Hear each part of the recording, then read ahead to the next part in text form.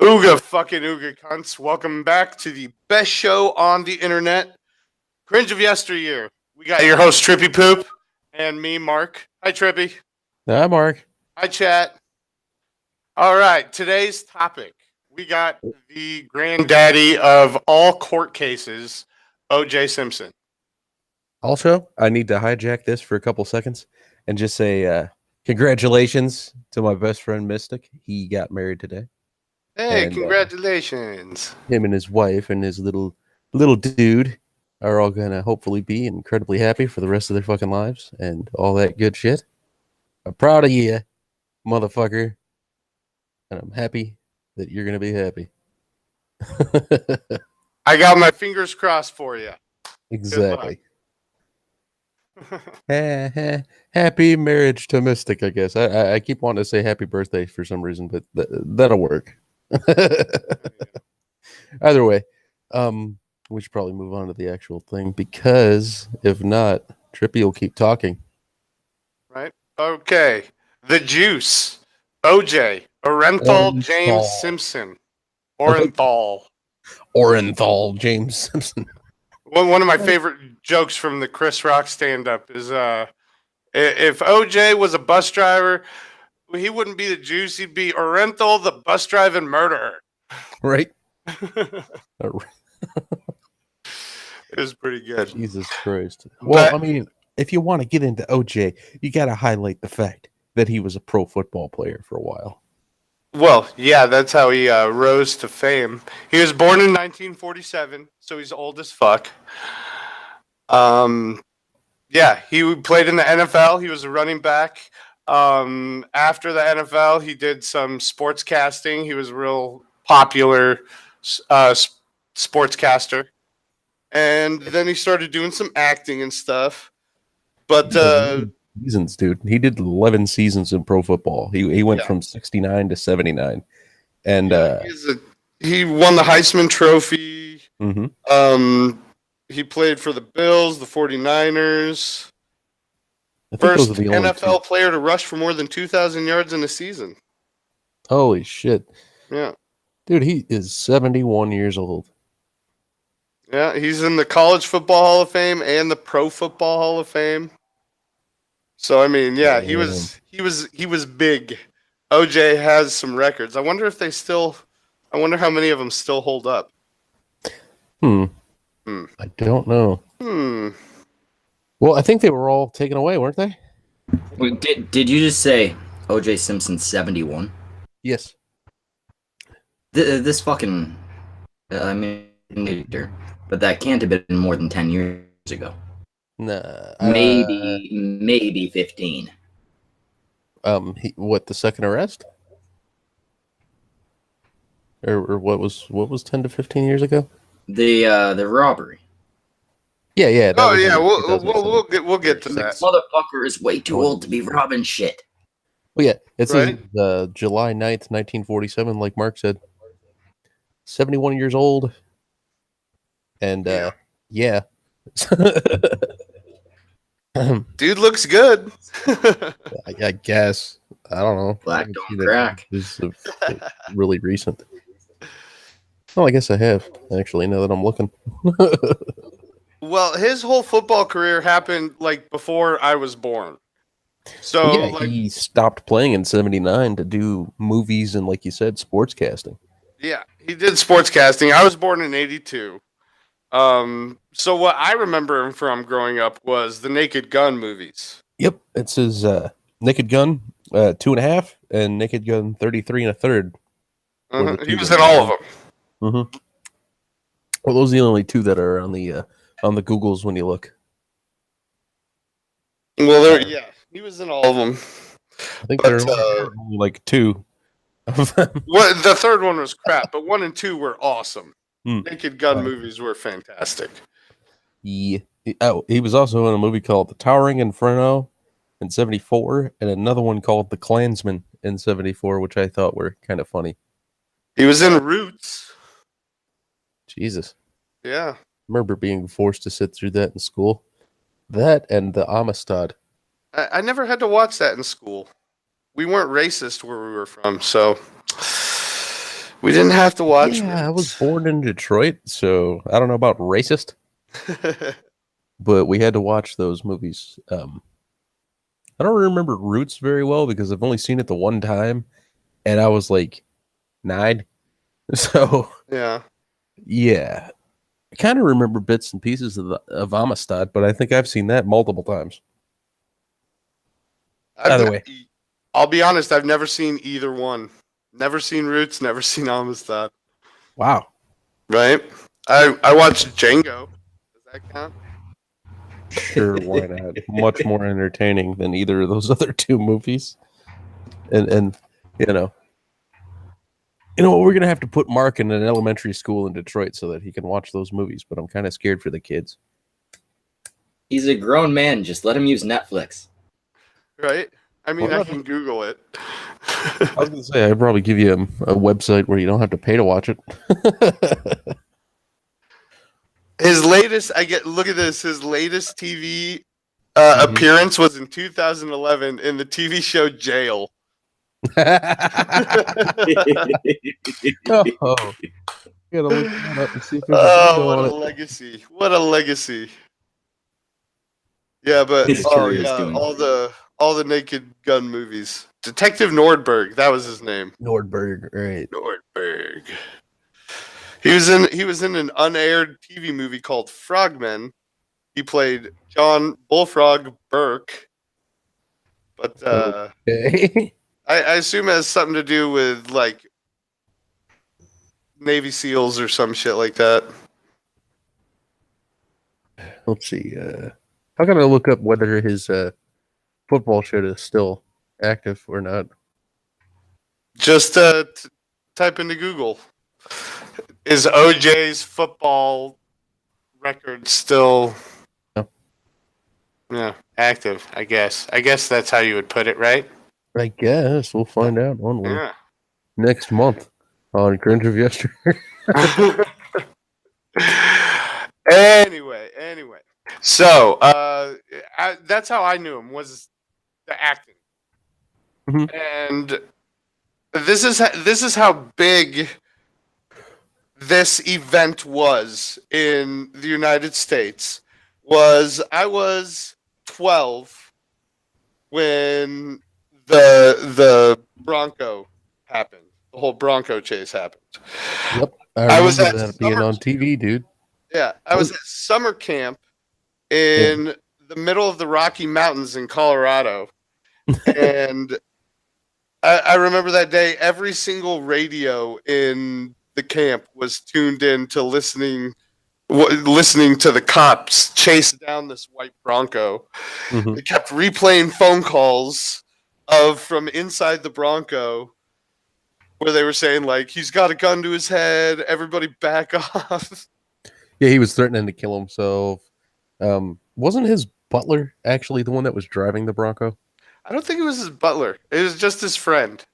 But it might have been his butler. But his name was AC something. AC Slater. I know, right? Yeah, from the Bell. Yep, Saved by the Bell. There you go. No, I'm sure you're looking at the wrong AC Slater. Or wrong AC. No, that's why I said it was AC Slater, because I think that's what he went by in Saved by the Bell. It was a different person that was in the... You fucked up the whole thing, Mark. That's what I do best, baby. You're worse than me with that shit. Oh, Al Cowlings. That was the... Oh, yeah, Al Cowlings. AC Cowlings. He was also a football player. So, yeah, I don't think it was his butler. It was just a friend. Al Cowlings. It's Cowlings. That's a made-up name. So... Probably not. Yeah. So here's what happened.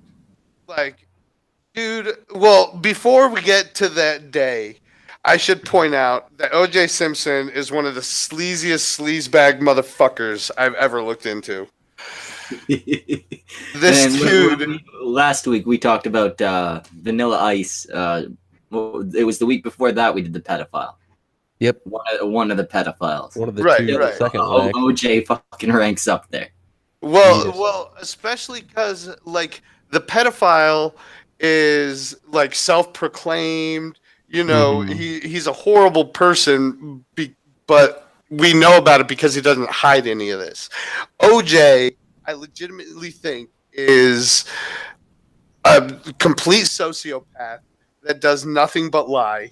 And I mean, True, hit man. one in the Like, chat if you agree with me, guys. Okay, let's do this in the chat. Do you guys think that he was guilty or innocent? one for guilty, That'd two be for interesting. guilty, No. one for innocent. One if But guilty, two if innocent. there you go. I expect a lot of ones, but we might see some twos in there. Motherfucker did it. He did it. He There was fucking a- killed that lady and he killed that man. As Yeah. you were saying, Mark, how he's obsessed with like himself. Even people that were close to him said that he was obsessed with his public image. And there was a video that was shot the day that he had to sell his big ass house. And I guess it was never really released. I watched it on a documentary, and in the video, OJ tells the dude who's taping, he's like, "Watch me take down my flag from my flagpole outside. Just get it on tape. It'll be we'll say it's the last time I ever took down my flag."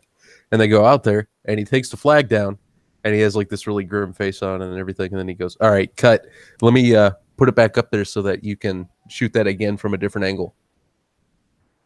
And like it's like 7 or 8 times he does that shit, and then he tells the cameraman dude, he's like, "Go outside the property, and I'm going to act like you're a paparazzi, and you're gonna film me, and don't worry what I say to you, And like, so they pretend that the cameraman's now a paparazzi, and he's like, "Can you just leave my property?" And, Well, I mean that's just like public image shit. I'm yeah, talking but it was about never even released. Like, it was just a video this guy kept just to show the kind of shit that OJ does, and I guess he does that kind of stuff constantly. Oh well, yeah, he's a complete control freak. Exactly. He is a complete like he looks at people through the lens of manipulation. Like, how can I influence them this way or that? Like, I've now watched a bunch of interviews with OJ Simpson. Especially the one after his book came out. I'm gonna save the title of that book for just a little bit because it's so good. Yeah. But after his book comes out, he did this interview. But you watch him and everything he says. So he was arrested before the murder, a long time before the murder, several years. Cops were called because he is a woman beater. He beat the shit out long of before the murder too. Nicole Brown long before the murders took Yeah. place. And so there was like the one time he got arrested for it was they got a 911 call and the cop showed up and Nicole Brown was hiding in the bushes with blood all over her face, bruises all over her body, terrified. And they went and arrested OJ, pressed charges. And after that, they split up for a little bit. But then you know about the 911 call, right? No. I do. God, I gotta find that. I found you those other videos, but let me find that 911 call. Is it the one where Nicole calls and she's like, "He's at it again," and tells the operator it's OJ Simpson. You probably have this on record already, and pretty much says he's going crazy and all that kind of stuff there. So OJ Simpson kicks in, like he hears a rumor that she was like having whole bunches of people over at her house to do drugs and have orgies. Yeah. And so he hears this rumor and flips the fuck out. He literally kicks in the back door. This is not his house anymore. So he kicks in the back door, starts yelling, going off on this huge rage. And Nicole Brown calls the cops. And she's on the phone talking to the cops on this 911 call. And she's like, "You'll be able to hear him in a second." And then you hear him like walking in and he's just going off, like yelling. Yeah, he's yelling about his stuff. And I want my shit back. Yeah. And so you hear that 911 call, and then you watch this interview of his explanation of the 911 call, and everything is complete. It's textbook abuser type of lying, where everything he did wrong is played down to where it's it's all just a misunderstanding. I'm an angel. I never did Like nothing. how he said it was he knocked on her door. Right. And then you What? compare that to like 911 call of her being like, he just kicked down my back door. Like he kicked in the door. And other things like when they bring up the assault charge and everything, he starts talking about how she, he didn't start the fight, she started it. She's feisty, she gets into fights all the time. Starts just pushing the blame onto her. Exactly. And it's just sickening to watch. Thorn Midnight says, Mark, check your DMs. I sent the audio file. Oh, nice. Yay, Thorn. So yeah, I can understand the whole fucking the chick started the fight thing. If you maybe hit her once and fucking restrained her or something. When you've left her fucking brutalized, yeah, it doesn't look good on you. You've gone beyond the fucking pale, you know. Mm-hmm. He does go like the bruises were me, and I apologize. I feel bad for that. I shouldn't have done that. That's not what a man does. It's the kind of apology you'd get out of OJ. Oh, sorry, I snapped your neck. I didn't mean to. Right. But I murder clip your set up for boyfriend later of him talking about that day in an interview. So that's fantastic. All right. They even said that the other guy that was there the night that Nicole died, Robert Goldman. They said that them two weren't even they weren't even supposedly in a relationship. They were just buddies. Right. They worked together, and apparently he was there to drop off her glasses that she had left at work. Yeah, I think it was actually her mother's sunglasses. Something like that. Something around in there. But hey, Schmeckel, can you play that clip I just put up there? This is the audio from the 911 call. Okay, just let me pull that up. If you can. I'm sorry to just throw that at you. Hurry up and fucking do it. Right? Use your voice thing with your thing and shit. Hurry up, bitch. See? I can't believe Mark, I can't believe you would talk to Schmeckel like that. You're right. That was me. Completely me. I can't believe it. And you would do an impression of me. Doing an impression of you. Doing an impression of me. That was fucking weird. I'm not that good at impressions. Me neither. That's why there wasn't one. Right. Oh my god, I got cords all over me. Help! Spaghetti. All right, Let's see. Who wants to come on and join our conversation? Hi, Atema. She says, hi, Trippy.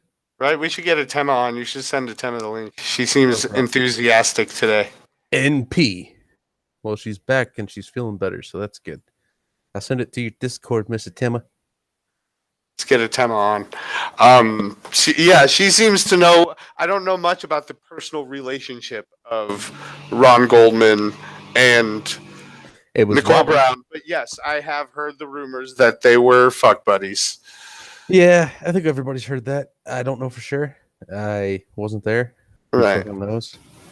Even if they were having sex, it's not exactly like OJ and Nicole were married even at the time.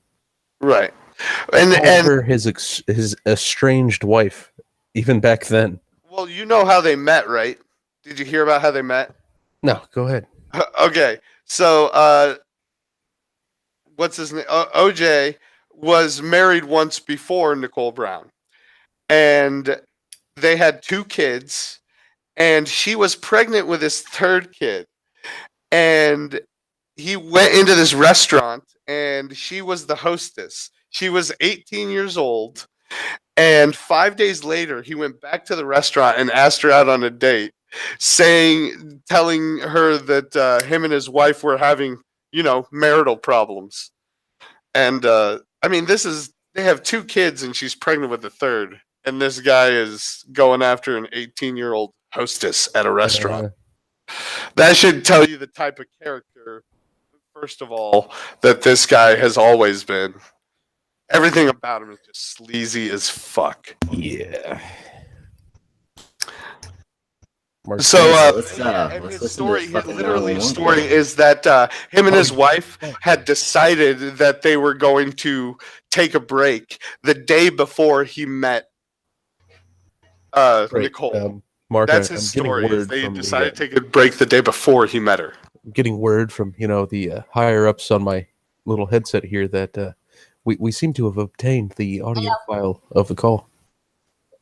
Yes. Yeah, we got it ready to go now. All right, let's do it. It's very long. She was on the phone with them for, although I guess 911 calls aren't all that short, are they? Welcome, Thorn. I Hello. suppose not. Well, They're usually not. If they are, something's gone terribly wrong. give me a Yeah, I moment mean, with it's it. a 5-minute call. It's probably I either can Frank find or it. somebody dead. Well, exactly. I'll find you the timestamp. Yeah, Hey, there's a 911 call from my stepdad telling myself, Mark.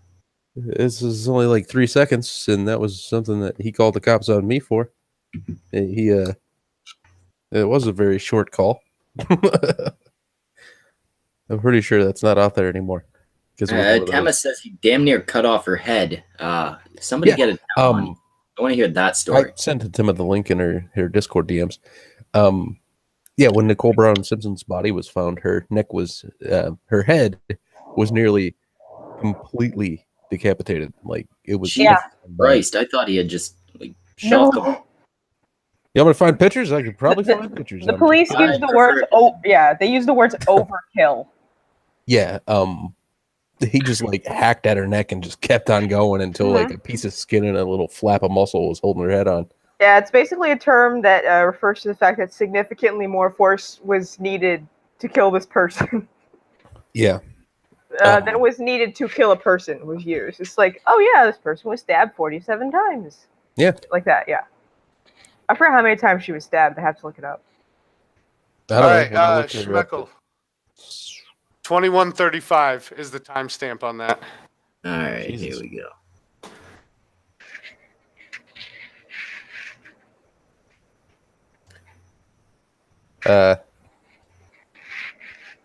Okay. I sent the whole thing. Yeah. Just give him a second. Oh, yeah. When I looked up Nicole Brown Simpson, it says that cause of death is slashing. It was a slasher. All right. Can you get that louder, Schmeckel? Yeah, let me see if I can crank that up a bit. See, that kind of just means he was actively trying to saw her head off rather than just stab her. Yeah, there was some pretty big anger there, wasn't there? Yep. Oh, yeah. Well, not just that. Works. We'll get into that when we get into the trial. When we get to that day. Right now, we're at the domestic abuse. Oh, well, he was domestically abusive to her the entire time they were together. I mean, before they even got married, she just stuck around for the money, I think. Even afterwards, he's clearly a very, very angry, short-sighted person. Is my fan too loud?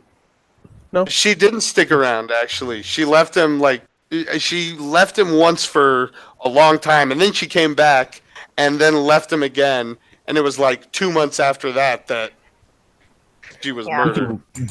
There was actually a cut on one of her vertebrae. It went so deep. Oh, yeah, no, he almost cut her head entirely off. I mean, it was... Your vertebrae, they're basically right at the back, aren't they? Yeah. Yeah, so and their bone. You went all the way through. There was just connective tissue holding her head onto her body. Yep. If you're starting from the front, that means you basically went all the way. Yeah. Her larynx was cut completely through. Everything was cut completely through. Not only that, she Jesus was stabbed Christ. in the neck. Then Ron Goldman was stabbed in the face, and then he went back to her and stabbed her more, and then went back to Ron Goldman and stabbed him more. I keep saying Ron, it's Rob. It's Robert, like your brother. It's Rob. He did it. That's what he did, obviously. Right. Oh, I meant to say Rob Goldman. Is it Rob Goldman? I could have sworn it was Ron Goldman. It's Rob. Anyway, it's Rob. There's a Dr. Bennett Amalu who he discovered this disease or traumatic whatever the fuck that some players get, and it's called chronic traumatic encephalopathy. Oh my god, I said it. Anyway, he says that he would bet his medical license that O.J. Simpson has that. So he was it punch drunk. Well, basically, it's a football injury, is what it is, from taking a lot of hits to the head. Yeah, it's he's fluid on too the many brain. That's what concussion. encephalitis is. It's Ron Goldman, motherfucker. Ronald Robert. Wild. Yeah. Sorry, you're right. That It was is Ron right. Goldman. Okay. My bad. Whatever.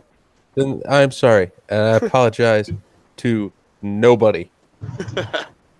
Anyway. But yeah, this doctor says that he bets that that's what OJ has because what it is the injury causes your brain to store a shitload of protein inside of it. So like your brain gets overly saturated with protein, and they said it can even kill off neurons in the brain, and it causes the person who has it to be prone to violent acts. Okay, but O.J. Simpson Oh was. man, what do we do with dogs when they get rabies and shit and become prone to violent acts? Right? Well, yeah, but that would only work if O.J. Simpson hadn't been violent before he was a professional football player, before he had taken many hits to the head. Oh, he has a Before history of this before the 1969? football career. Oh, throughout his high school career. Oh. Talk more about this than us. Before we play the video, I actually found Ronald Goldman and Nicole Brown Simpson's autopsy reports. Oh, Hey boy. Well, But go ahead. yeah. Let's play that first, and then we can get some reading from some midnight lady. Yep. Oh, yeah. Yeah, let's hear this 911 call. I got it as loud as I can get it.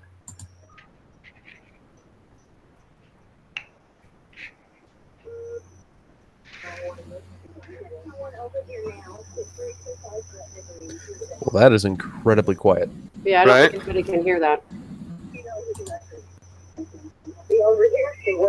There we go. Better.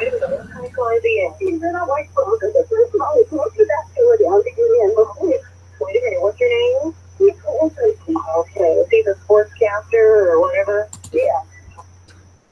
Yeah. He wasn't nearly as famous as he is right now back then. Right? Is he the sportscaster or whatever? Or whatever. Yeah, if you could make it a little bit louder when you go to play it again, because I couldn't make anything out. Personally, I don't know about you guys. Well, Is it fun also, for you guys? it's No, I a couldn't hear recording from the 90s. Or even the 80s. This Well, was... that's- Yeah, 80s. It was all real tape at that point. Yeah, and she is distraught as well, so... Well, yeah. Yeah. But I'm just saying, I couldn't make anything out Well, yeah, even when he she said kicked in her the name. fucking door. Would you not be distraught? I would be distraught if any large black football player-sized dude kicked in my door. Yeah, it would be a Otherwise, totally... he need to be black, man. I'd It be would be- distraught if a large white football player-sized guy kicked in my door. Unless it's your boy Pat, because I know that Your boy it would be a Pat. good kind of hurt. See, it would have been a totally different story if a dude was trying to kick in my door. I'm just saying, there would be little to no fear coming out of me. There would be more. Let me go into the kitchen and find something sharp. Man, motherfucker, we got a chat saying we all really know it was Schmeckel that did the murder. Schmeckel can't keep getting away with it. Somebody silence him. That's true, Psycho. He knows too much. Well, Schmeckel was also a football player from 1969 to 1979. And he was black back then. Yeah. Stop with the doxing. Stop with the doxing, Trippy. He was so black back then. 71 years old. I'm too old for this shit. That's how fucking old OJ is. 71. Okay, so you're really Keith Richards. Well, we already knew that. It's essentially, but I used to be black. More like the Michael Jackson of Keith Richards. Like if they had a kid. Schmeckel's also the guy who actually played the Crow back in the day when they said Brandon Lee did it. That was actually Schmeckel. Oh, it was. Yeah, and then years later, Schmeckel played the Joker. I am responsible for most long-haired roles throughout time. Oh, Yeah. Mm-hmm. He just kills the actors and takes their places. Mm-hmm. Well, I mean, he subbed for Slash. He was like Slash's body double for a while, right? He was Yeah. like the... Flash is like 6'3". Yeah, so That's that's why I just said way no. too tall for me to be his body double. You're just the target to distract. Like if someone comes up to shoot Slash, you're supposed to be like, "Hey, look, I'm over here." No, I'm the real one. I'm the little An guy. imposter. He just crawls up Slash's shoulders. He sits on his shoulder like a parrot. He's like, Ride him around like Master Blaster. is there any more of this audio fucking call to play? Yeah. Back to the call. Let's see if you can hear it. Okay, what is he gonna be grabbing you? Is he grabbing you anyway, or is he just grabbing you?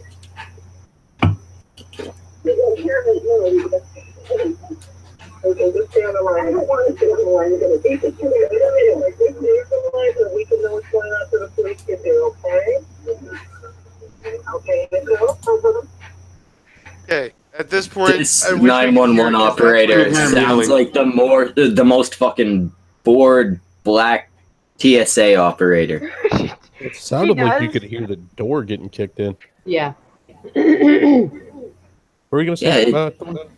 No, you say yeah. She does sound bored, but they usually sound bored. Well, it's Well, because I know they gotta stay calm and all that, but I mean, she just sounds like she doesn't give a fuck. They're trained to just be as calm as possible. Yeah.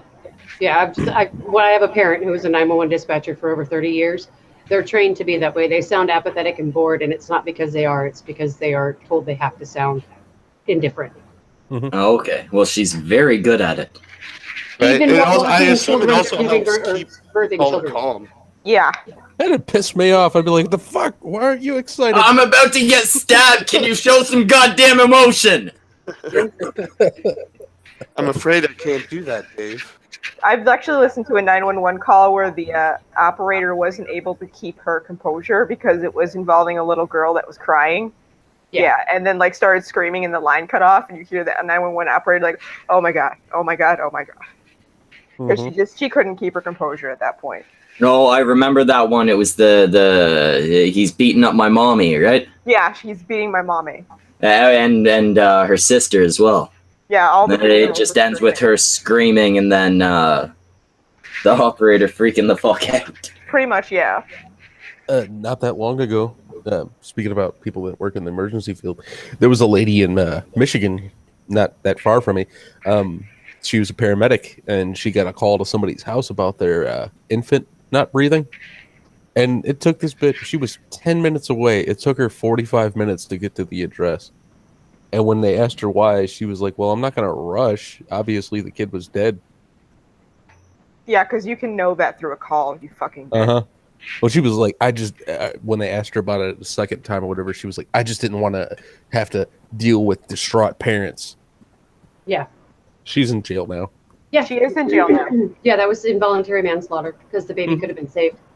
Yep. Wait, seriously? Mhm. Not helping shit. They called it manslaughter. Yep. Dude, that case might be 4 months old at this point. It's not that long ago that it happened. That's considered, I believe, wanton.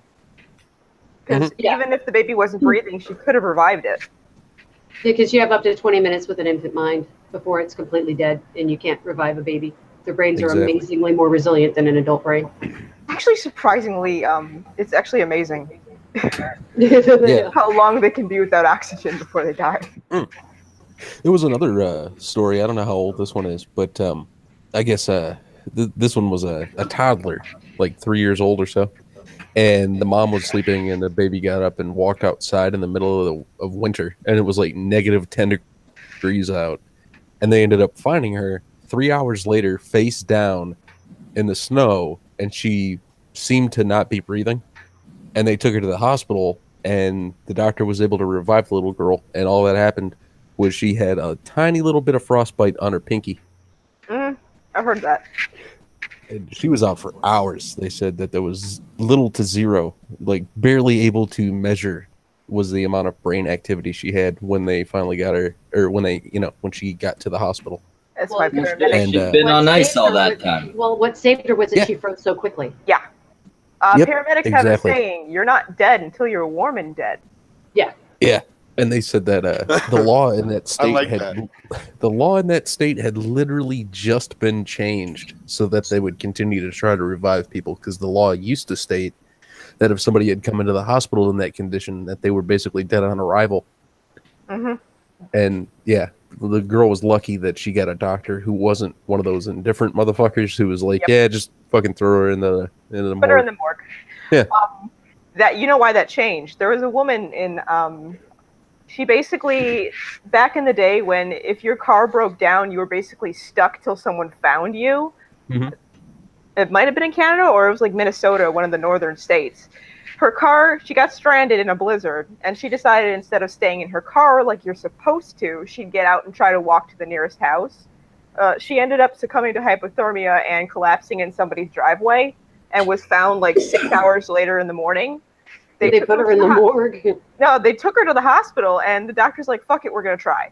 So they basically piled on hot water bottles and everything, and she revived after 6 hours in the snow with no frostbite and no brain damage. Oh, I thought it was the case study in Russia that changed everything because they had something like 30 misdiagnosed as DOA patients from hypothermia in 1 year in some Russian province. Jeez. Back in the late 90s. Yeah, there were a few cases. No, it was like 30. Like, they had guards in morgues in these areas listening for people to be pounding on the doors. It had become that frequent. Yeah, there's a couple cases where that happened. There's another with a little boy that fell through into a frozen lake, and after an hour they were able to revive him despite being drowned and frozen. That's the one I remember. That was the other, you froze so fast. You know, that's the only advantage of falling into, like, you know, the Bering Sea. Is if they can catch your body within, 3 hours, they can generally revive you. You may have brain damage, but they can revive you because you literally freeze in a matter of minutes. I actually want to cover subjects like that on a stream on my channel one of these days. Right. Okay, well, Morbid O.J. Simpson. Yeah. Yeah. Frozen Derailed, That's why I said what I said. So we could nearly derail. dead children. Let's go on. It's hard driving trains. Anyways. Man, it actually seems pretty easy to drive a train. Don't you just, like, go forward? Then don't hit anything? I don't even know if there's a steering wheel. Stop if something gets in the way. You can't stop if something gets in your way. You plow through it and keep going. Attempt to stop. Wasn't Yeah, Thor I mean, gonna read us try your something? best. Wasn't Thor going to read us something? Yeah, I was Is going to it read time for that? autopsy reports. Yes, I'd like to hear. I probably won't like to hear it, but I know, I'd this certainly is like pretty to brutal. present it. It is. I'm going to start with Ronald Goldman, actually. We get a lead in. Wasn't it July of 1994 when they both died? Were killed? June 12th. June, Well, okay. the autopsy was performed 2 days later, so it's June 14th, 1994. There you go. The Bronco that would chase explain happened why on I've never known OJ as anything other than a murderer. Yeah. Because you were born in 1994. Well, the 93. Bronco chase happened 5 days after the murder. And he fled to Chicago. yeah, well, his alibi was he was in Chicago.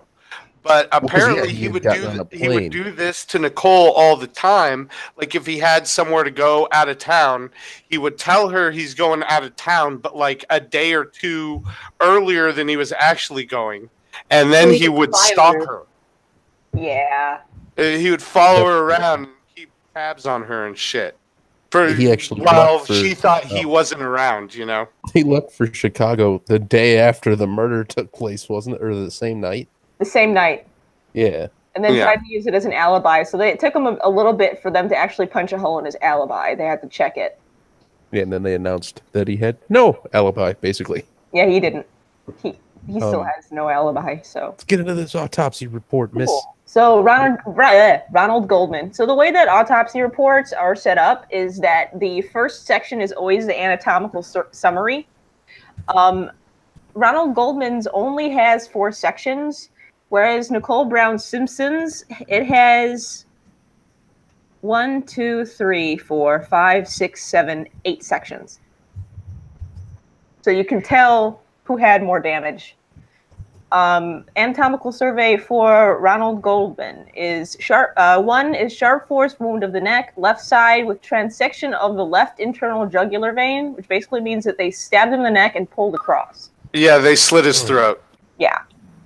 Multiple stab wounds of chest, abdomen, and left thigh, penetrating stab wounds of the chest and abdomen with right hemothorax and, goddamn, I can never say this word, hemoperitoneum. He punctured the shit out of his heart. Yeah, basically. He stabbed him in the chest and punctured his heart.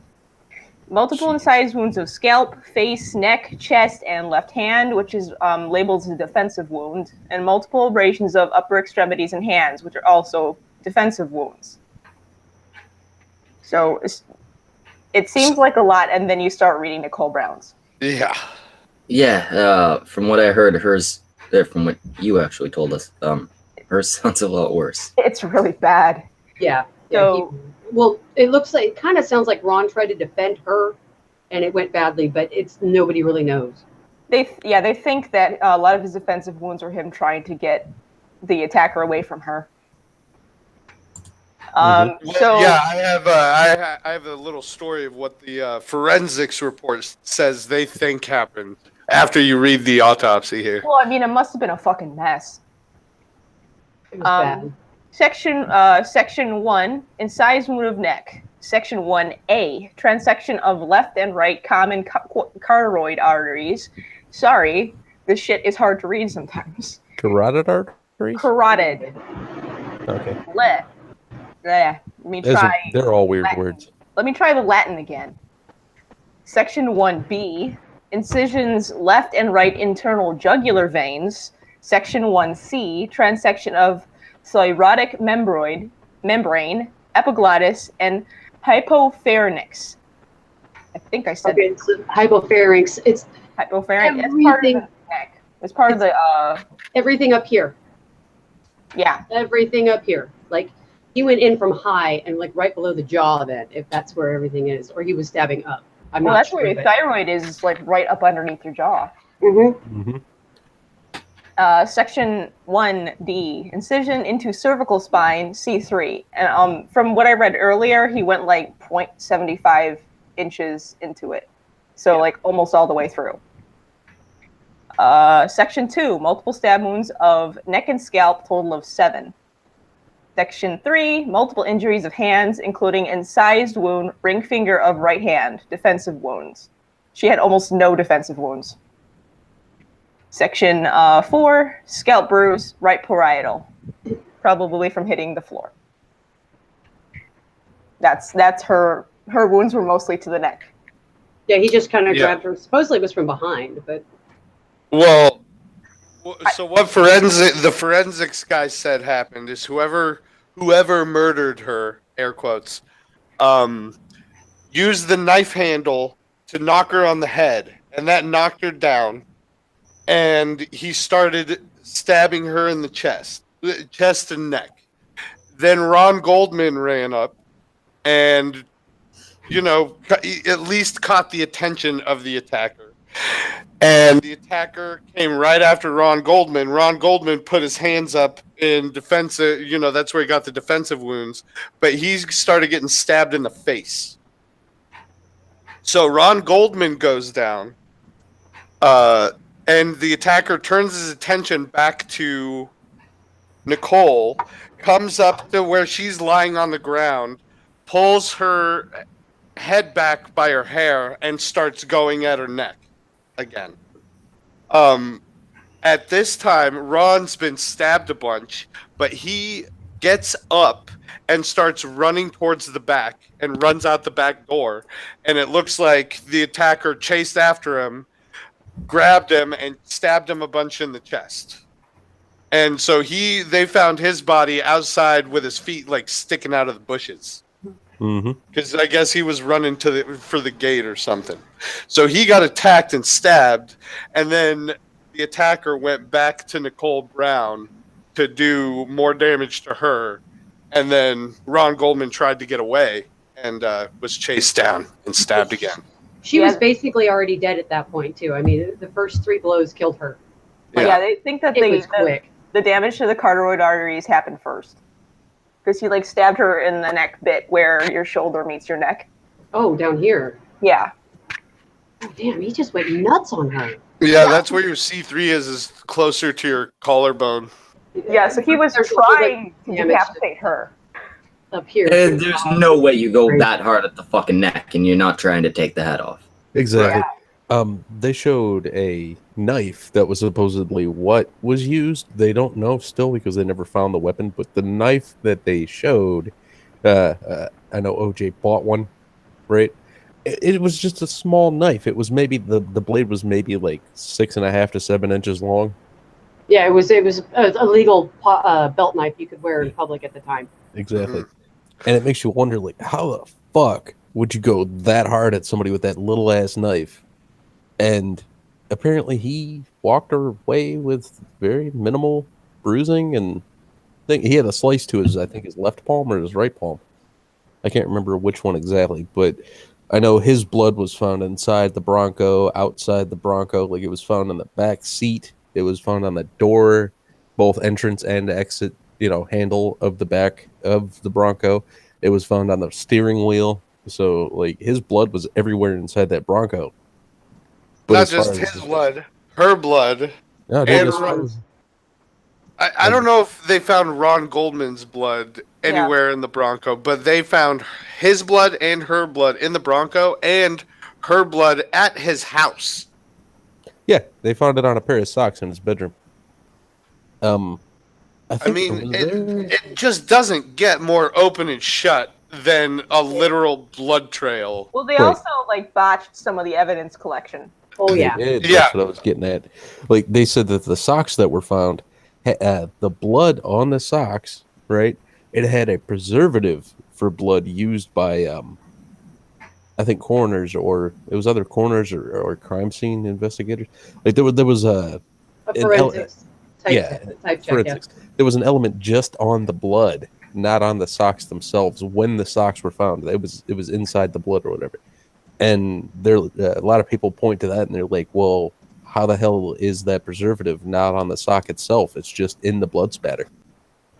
And it was when they were found. It wasn't after there was anything done to the socks, Yeah. It was just in the initial investigation they found that substance in the blood, and there's no other way for that substance to get into blood unless it was put there. It's not an anticoagulant? I don't think so. It was a preservative, is what they referred to it as. I thought it was an anticoagulant. I don't remember, though. Either way, though, teenager. It's oddly, it's pretty strange that it would be on the blood like that, or in the blood, and not on the rest of the sock. Well, unless, he did take medication for several different things, like arthritis and... It's not in the medication. The only other place that particular ingredient is used is in soaps.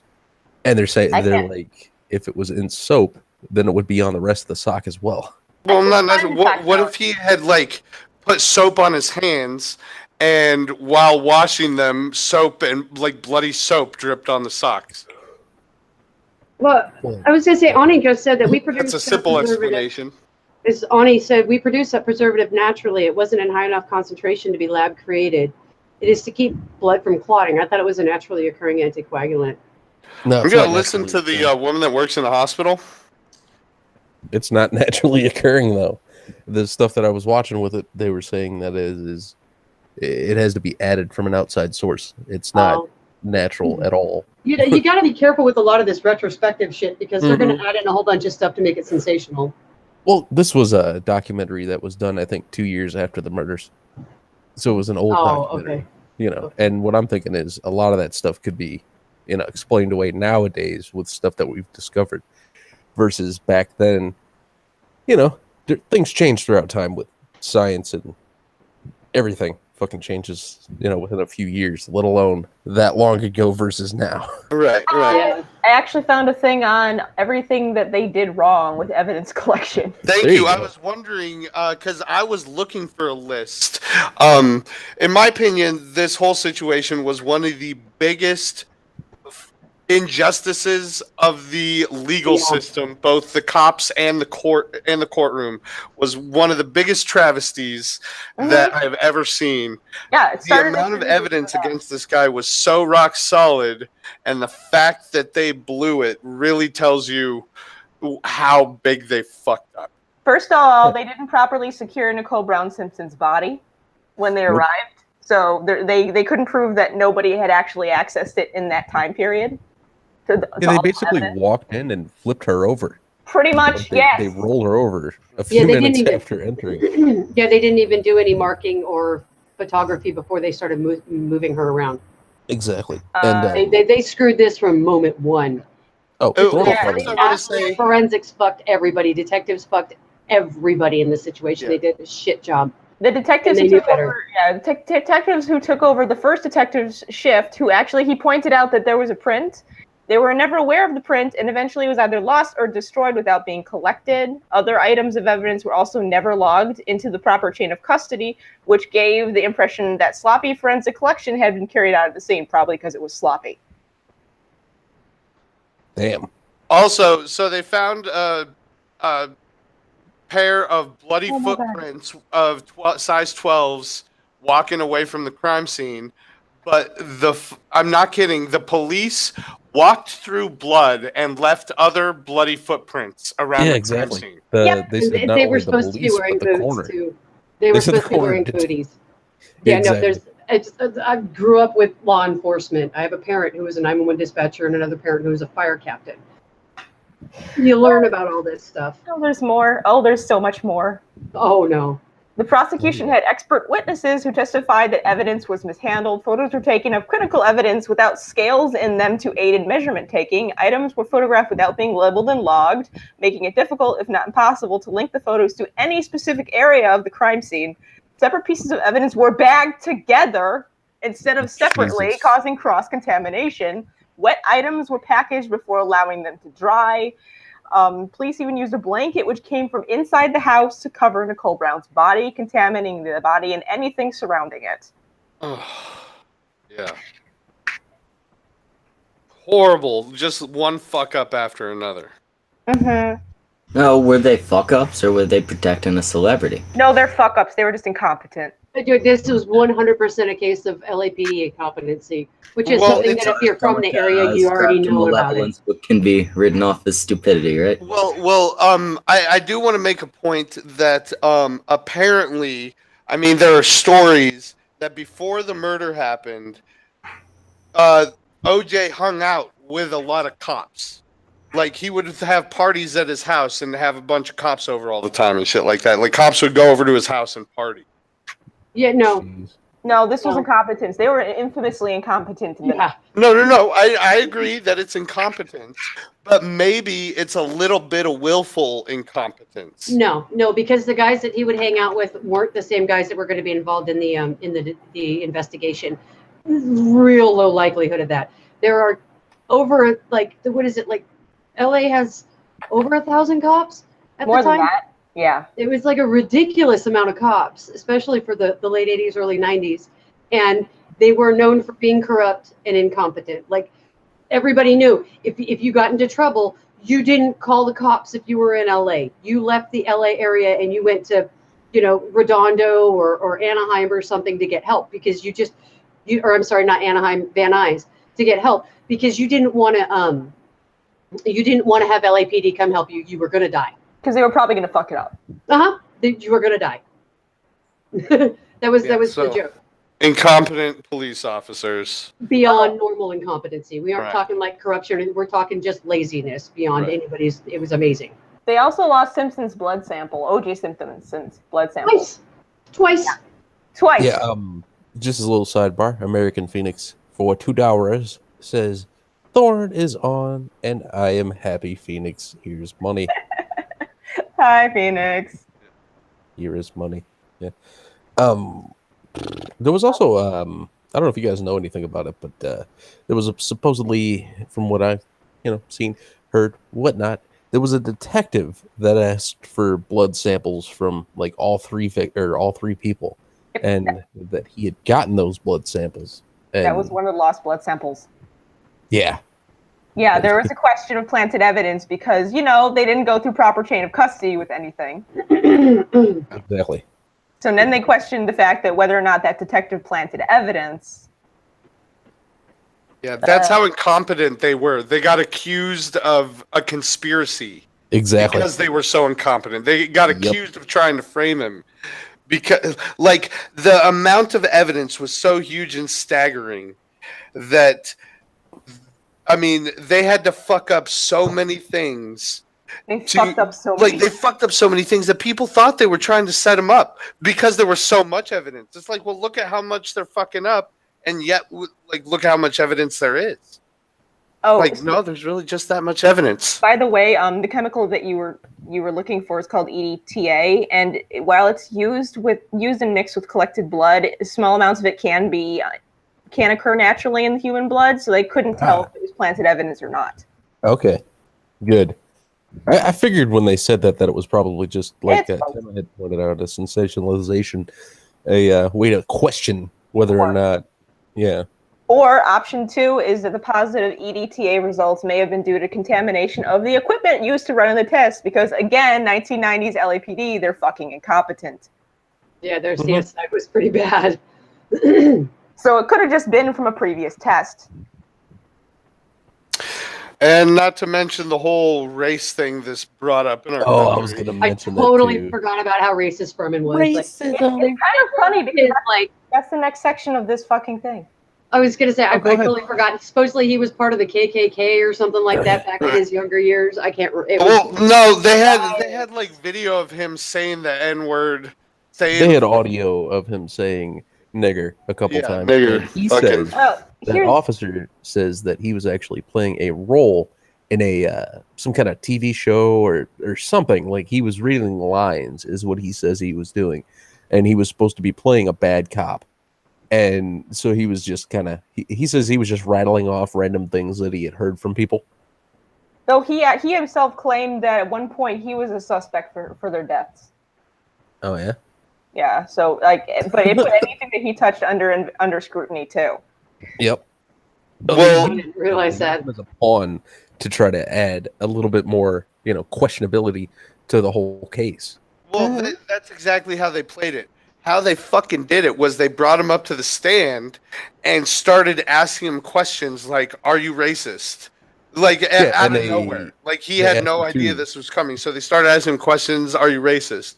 Then they asked him specifically, like, in the last 10 years, have you said any disparaging comments about black people, like at all? And he goes, no, I haven't. And then they play the audio clip, and it's like, boom, this cop who has collected all this evidence this is the guy that found the fingerprint. Mm-hmm. And now, like, everything he's found is like called into question. Like, is that really evidence, or did he plant it there because he's racist against black people? Like, they played it so perfectly. Yeah, they did. And like they would ask him, "Have you ever used the word nigger in any context?" Or something like that. And he would be like, "I invoke my Fifth Amendment right." Yeah. And so it made him look like he was trying to cover his tracks when he was just doing exactly what he should have done. As per his position and his lawyer and anybody else who's normal would do, yeah. Also, they were really able to put this evidence in a context that the jury could understand, because in 1994, forensics was still like not something that most people knew much about. Yeah, we didn't even understand what we were reading for half of it, too. We hadn't fully mapped DNA yet or anything either. It was we didn't have near the amount of technology.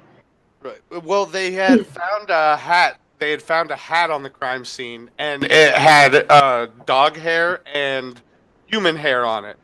And we were sophisticated enough that we tested it, and we were able to find out it came from a black man, but not sophisticated enough to find out who, like, compare it side by side, you know? We didn't have genetic testing yet. Yeah, Right. but they knew it was from a black guy.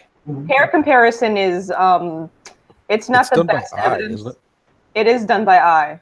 It's not the best evidence, because all you can really say is like, yeah, these two hairs are similar. It's possible that this person was there. That's the best you can do, really. God. Can you imagine, like, old-time crime scenes where you walk up?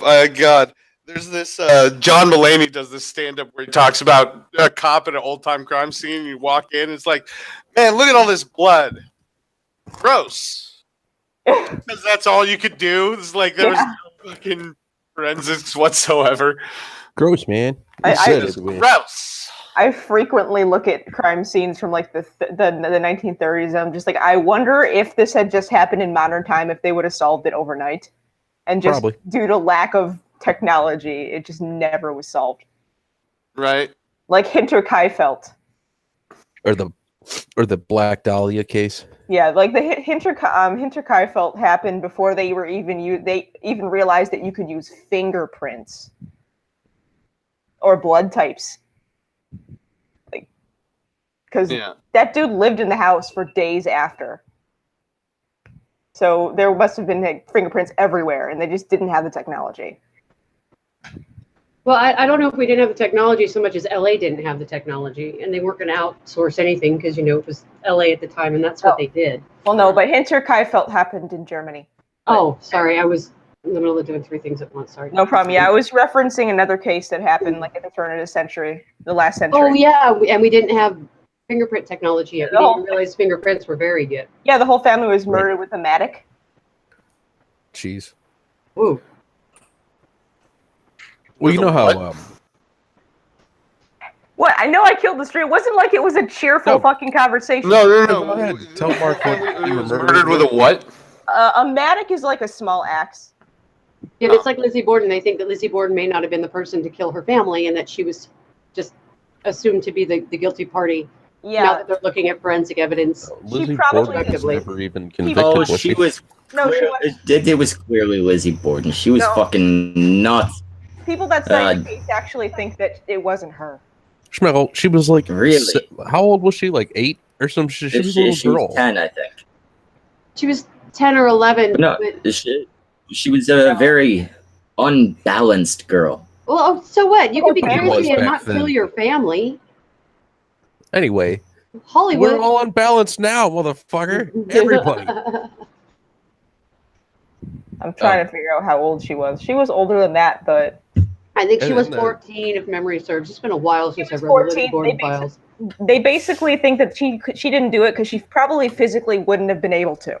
Yeah, there was some pretty deep marks and things like that they're thinking she couldn't have done, and like descriptions that say that she wasn't strong enough to do what was done. Yeah, a 14-year-old girl of her like size and body type wouldn't have been able to generate the force that made those wounds. I was going to ask you guys, do you guys know how the bodies were discovered at Nicole's place? I don't, actually. Her dog got out, and somebody found her dog with Covered its in paws blood. covered in blood. And they took it back to the address, and they found the body of Ron outside. Yeah, because the gate was open. Mm-hmm. Isn't that crazy? You gotta kind of wonder how long would those bodies have went undiscovered if that dog hadn't gotten loose. I mean, it probably would have been more or less the next morning or something. Well, no, her staff, her maid service would have come in and noticed later in the day. Remember, they were a daily thing. I think they said, if memory serves, it's been a while. I was about to say, wouldn't she have had some kind of maid service? She's wealthy enough for it. With him, yeah. I'm surprised she didn't have a live-in maid, honestly. A gardener or something? Yeah, I'm surprised. And was it Cato in the back?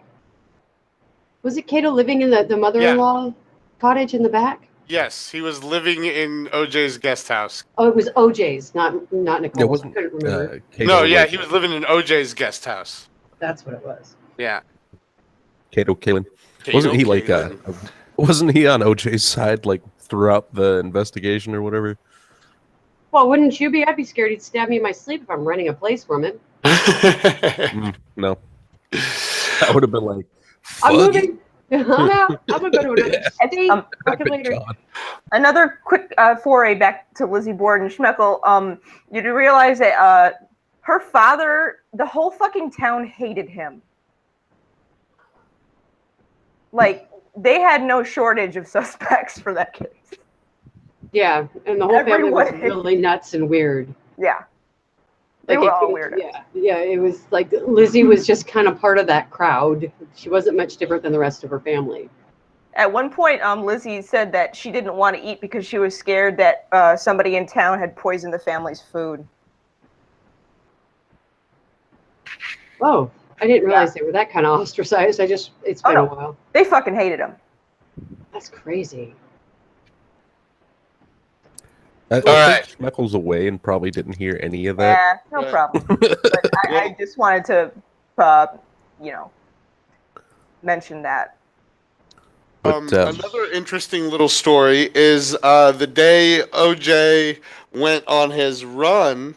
Well, that was 5 days after the murders was the chase, and when he got back from Boston, he had actually been taken to the police station and questioned by cops, and then released.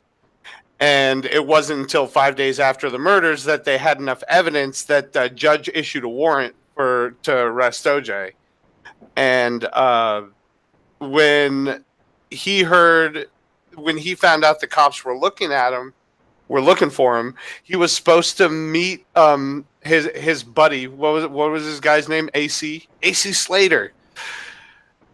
Which is, I don't know why here, but he was supposed to meet at the Kardashians' place, and AC was supposed to take him to the police station because they had a warrant for his arrest.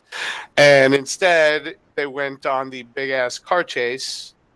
But it's just weird that the fucking Kardashians are involved in all of this somehow. No, it's not weird. It figures. So it's not a game of how many degrees of Kevin Bacon are you? It's how many degrees of Kim Kardashian. Right?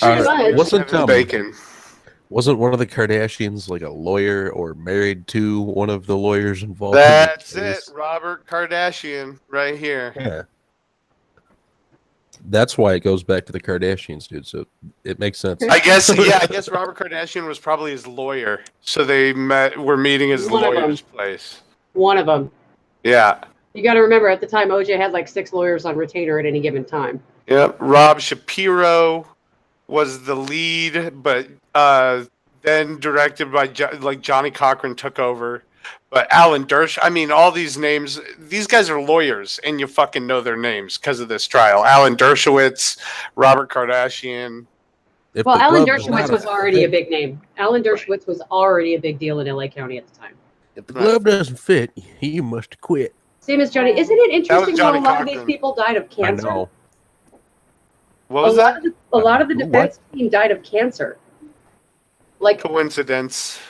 It's just a OJ coincidence. is responsible for giving these people cancer. Thanks. What? Old people get cancer. Yeah, you live long enough, they you're going to say? get cancer. Yeah, I just thought it was an just gonna odd say that. coincidence because it was like 4 out of the 6 got cancer, and I think like 3 of them were really rare types or something weird like that. It was just like that's an odd statistic. Well, There was it's probably a like cast every of month. very sedentary, meat-eating men that don't do much physical activity and eat the best kind of foods. I'm not surprised. And They here don't are take the risks. just Just like Mark. because they were young adults or mid-aged adults in the 70s, but okay. Like Thorne said, if you live long enough, you'll get cancer. Oh yeah. Yeah, no, I was just the odd types. I was like, wow, maybe all that mescaline and those quaaludes weren't such a great idea. A little bit of a sidebar. Did y'all see that Stan Lee made a video yesterday that was put on Twitter? And he says he's back. Ooh, cool. Okay. I was just bringing up something kind of cheery. He's back. Back to murder. What's he back to? He's back to being Stan Lee. He said that it's taken him a while to get used to being 79 and that he liked being 78 even better. But, he's 95 now, so.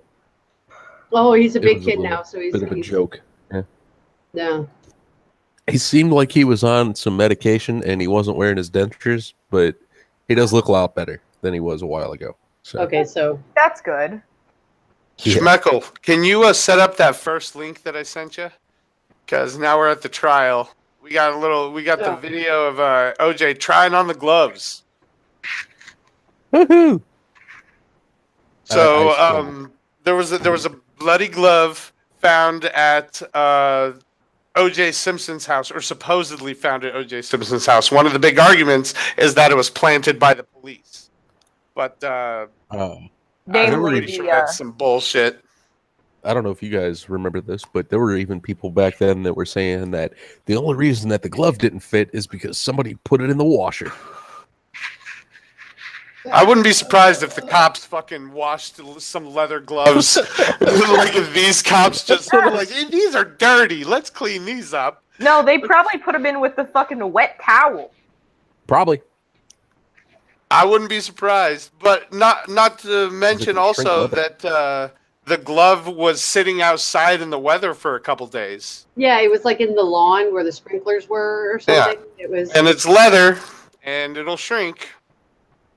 Not only that, OJ, like if you look at the gloves, they're not like ski gloves with a little band around the wrist and stuff like that. These are like expensive leather gloves. They're meant to be like fitted to your hand, like form fitting. Mm-hmm. So you leave them out in the weather for a couple days, and you try to put them on with some surgical gloves on. Some of the, those. When he tries to put them on, he's wearing the gloves underneath him so that he doesn't leave his, contaminate this evidence or anything. So he's trying to put gloves on top of gloves, and they were outside, and Lord knows they might have washed those things. Fuck. Well, considering that Schmeckel dropped out and popped back in, you want to ask him to play it again? Schmeckel, can you play that first link I sent you? You're gonna have to send it again. I lost all the side chat shit when I dropped. Mm-hmm. Well, I can repost it for you real quick. I'll just open it and copy and paste. That's what I'm doing. Mark doesn't have to go back in there and do all that shit. You fucking throat having ass, throaty. Also, when you watch this video, like it just looks like he is trying not to get his hand into the glove. Mm-hmm. Well, man, to be fair, even if I was innocent, I would be really trying not to get my hand into that glove. Right? It fair is enough. covered in blood.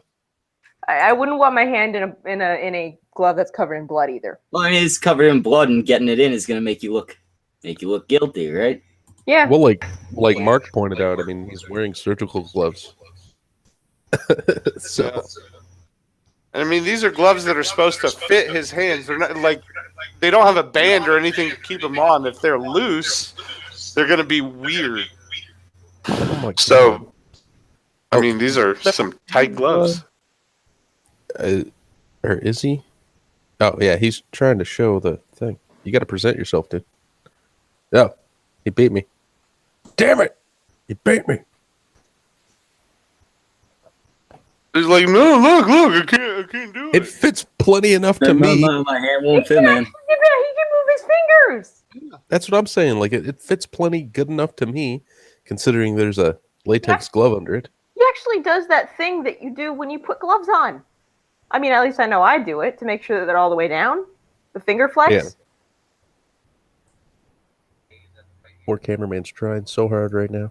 That's on. But like he's showing that like his fingers aren't going to the tips. Like there's like an inch and a half. There's a whole bunch of room at the tips. But like I said, he's wearing those surgical gloves. That's going to be taking up some room.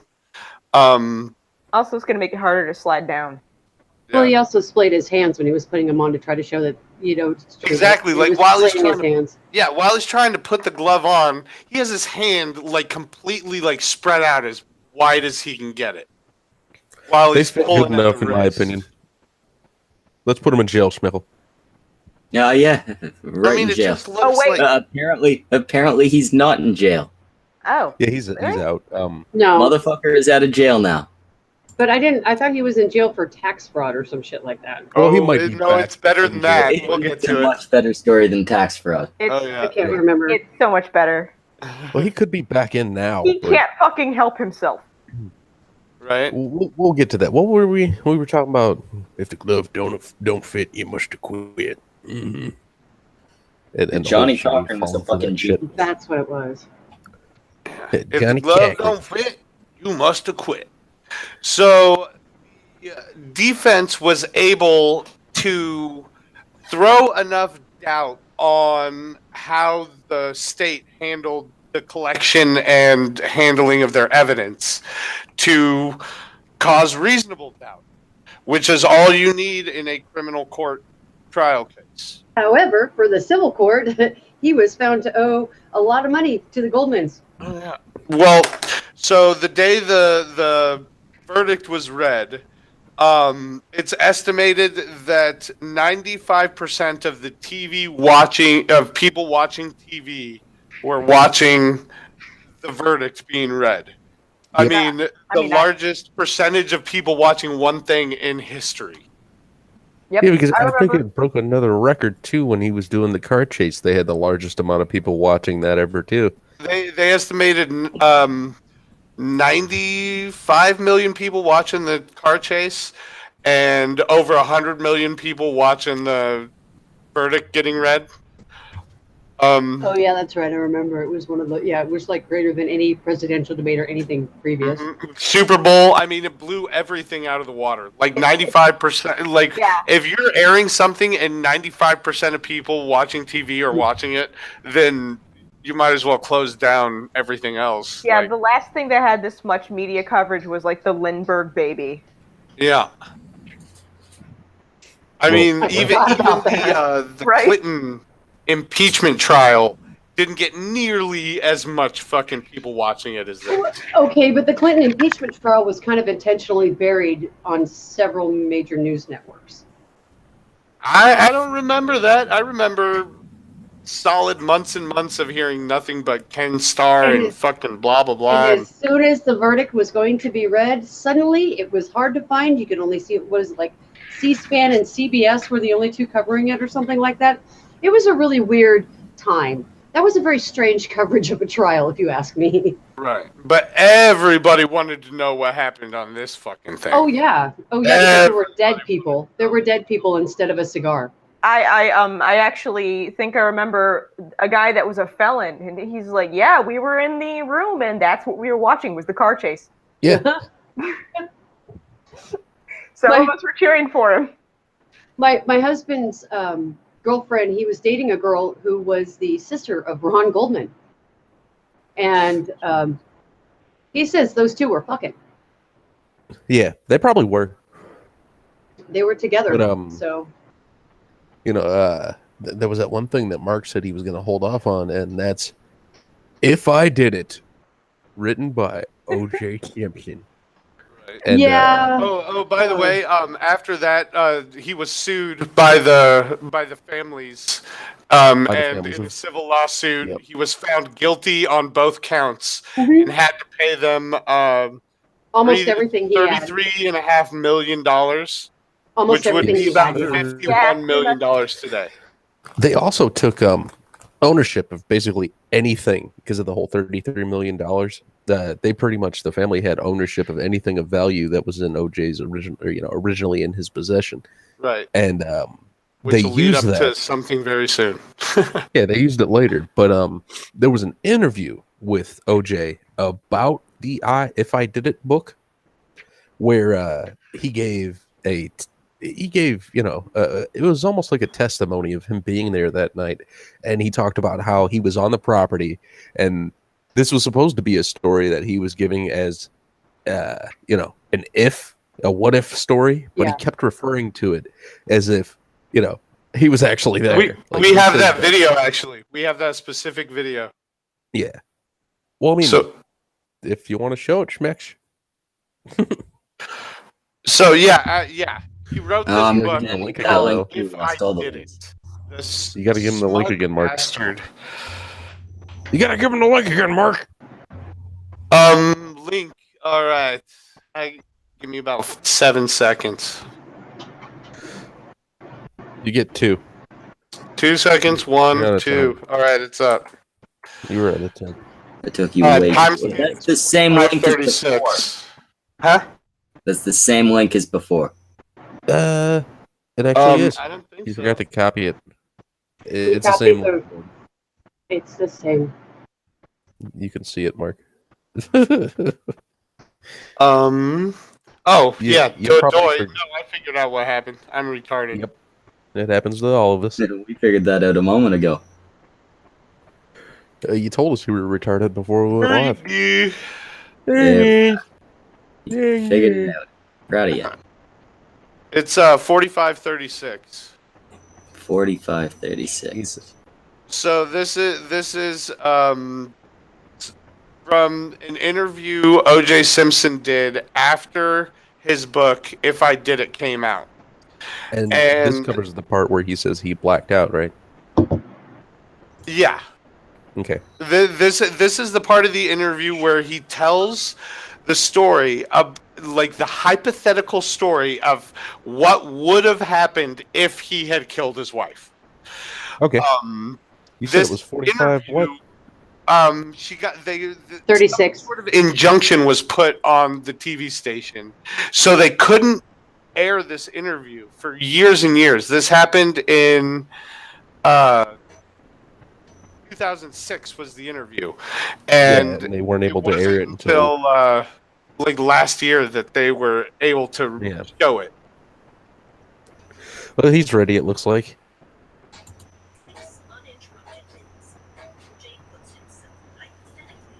Very quiet.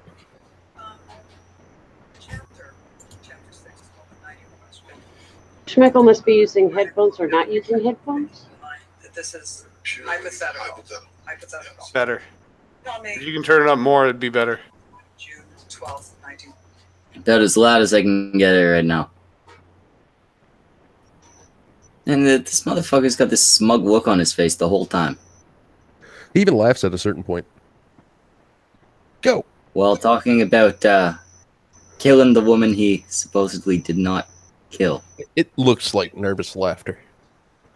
But regardless. Jesus Christ. Well, I want everyone to pay attention to how he talks. He starts off by framing like everything with like this hypothetical, and then he moves on to like, I did this, I felt this, stuff like that. He drops the hypothetical talk, and he's like, actually, that like it's fucking weird. All right. Let's just walk through them. Well, first of all, this is very difficult for me to do this. Very difficult for me because it's hypothetical. I know and I accept the fact that people are going to feel whatever way they're going to feel. You know, they're going to, you know, some whatever they're going to feel. In the book, the hypothetical is Charlie. Charlie. You pause it. Does he answer during this interview why he thought it was a good idea to write this book? Well, for one, he's been tried and found not guilty. So It doesn't matter what he says, yeah. He can't. No matter what, he can't be tried for Double the jeopardy. Exactly. Double jeopardy. Well, yeah. I know he can't be tried for it again, but he has to realize that putting this book out is just letting everyone know he did it. Well, no, it's supposedly he didn't write it. Somebody else wrote it, and he gave his name to it to make money off of it. But it was a scenario somebody else came up with that he let them write in his name. That's even more dumb. Anyway. But so this guy Charlie is apparently this guy OJ met a couple days before the murders took place. Not a single one of his friends, family, Nicole's family, nobody's heard of this dude Charlie before.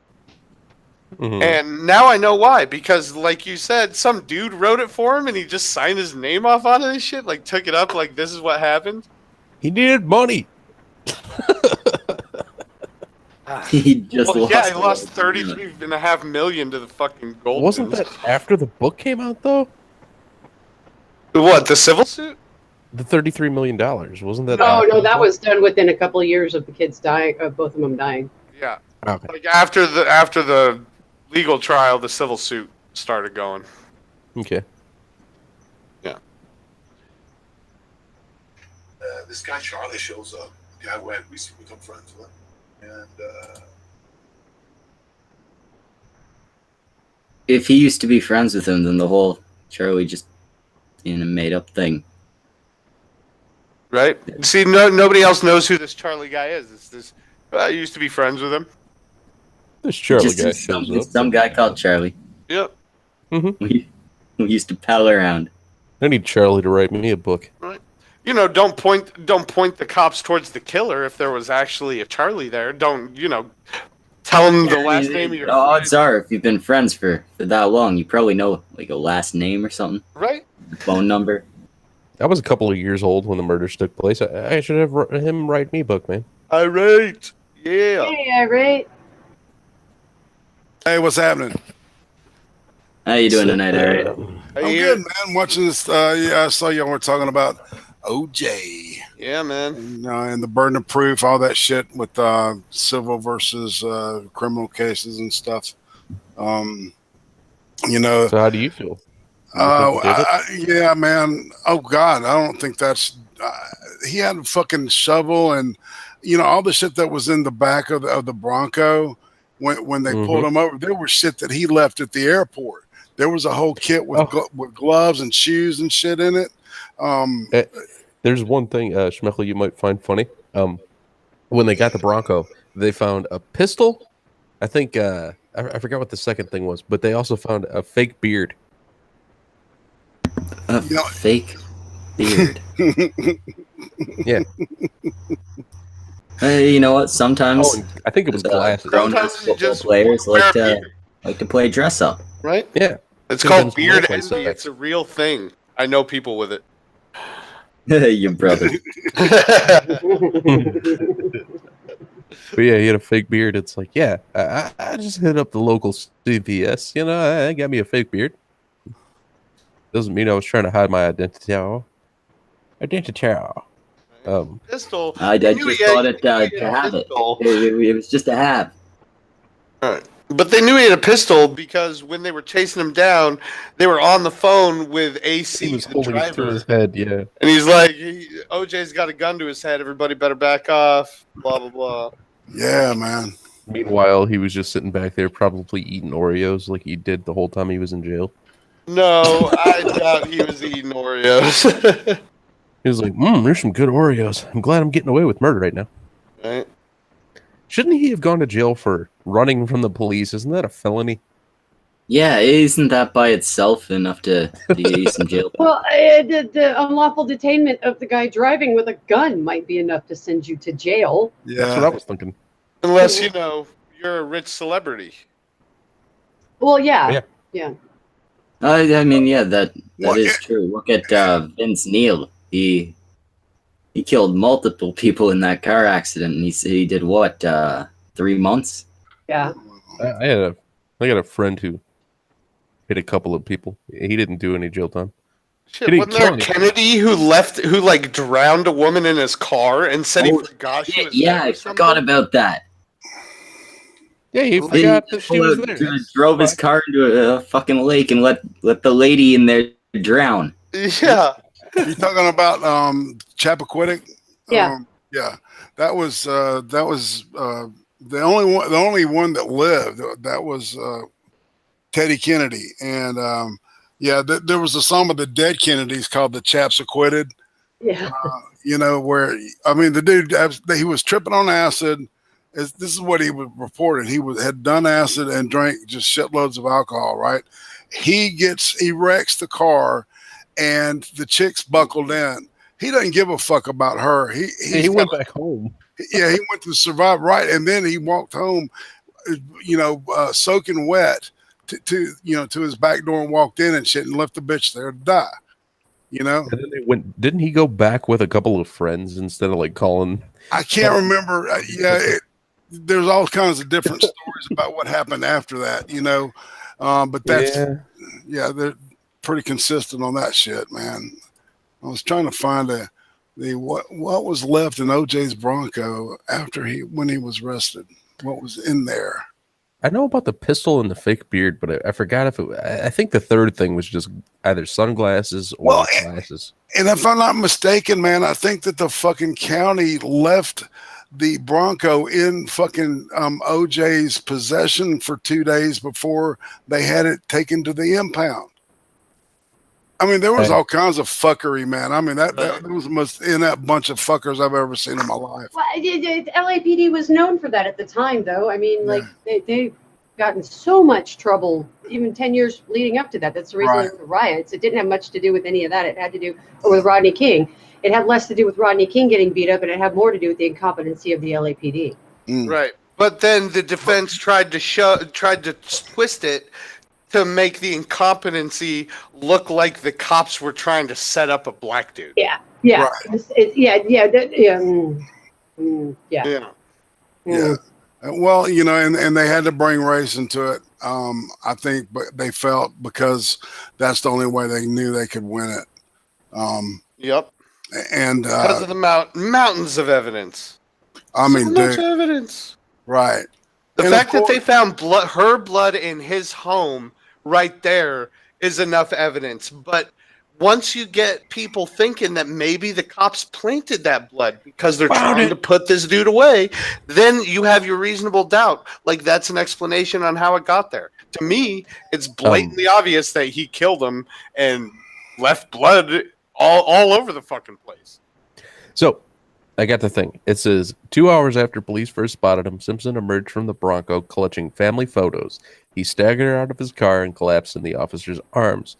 In Cowling's pockets, police found almost $9,000 in cash. In the Bronco, police found a fake goatee and mustache with a bottle of makeup adhesive and receipts from a beauty store, along with Simpson's passport and a gun. That's right. I forgot about that. But there wasn't a shovel in the back. It doesn't say. Okay. That was just what was inside, like, in the immediate vicinity of the two passengers. So and he probably had he carries his passport with him all over the place. So that's understandable, but to have what do they call it? It's something gum that they call that face gum that sticks. Spirit gum. It's called spirit gum. Yeah. Right. It's made out of made from pine trees and shit. That's where. Yeah, spirit gum is what Robin apparently uses to hold his mask on in the comics. Oh, really? Yeah, makes sense. Absolutely right. But yep. So you just got spirit gum and a fake mustache and goatee with a bottle of makeup. It's cool. I wasn't trying to pretend I was a white guy or nothing. It's cool. That'd be fucking hilarious. White face? That's what I was gonna say.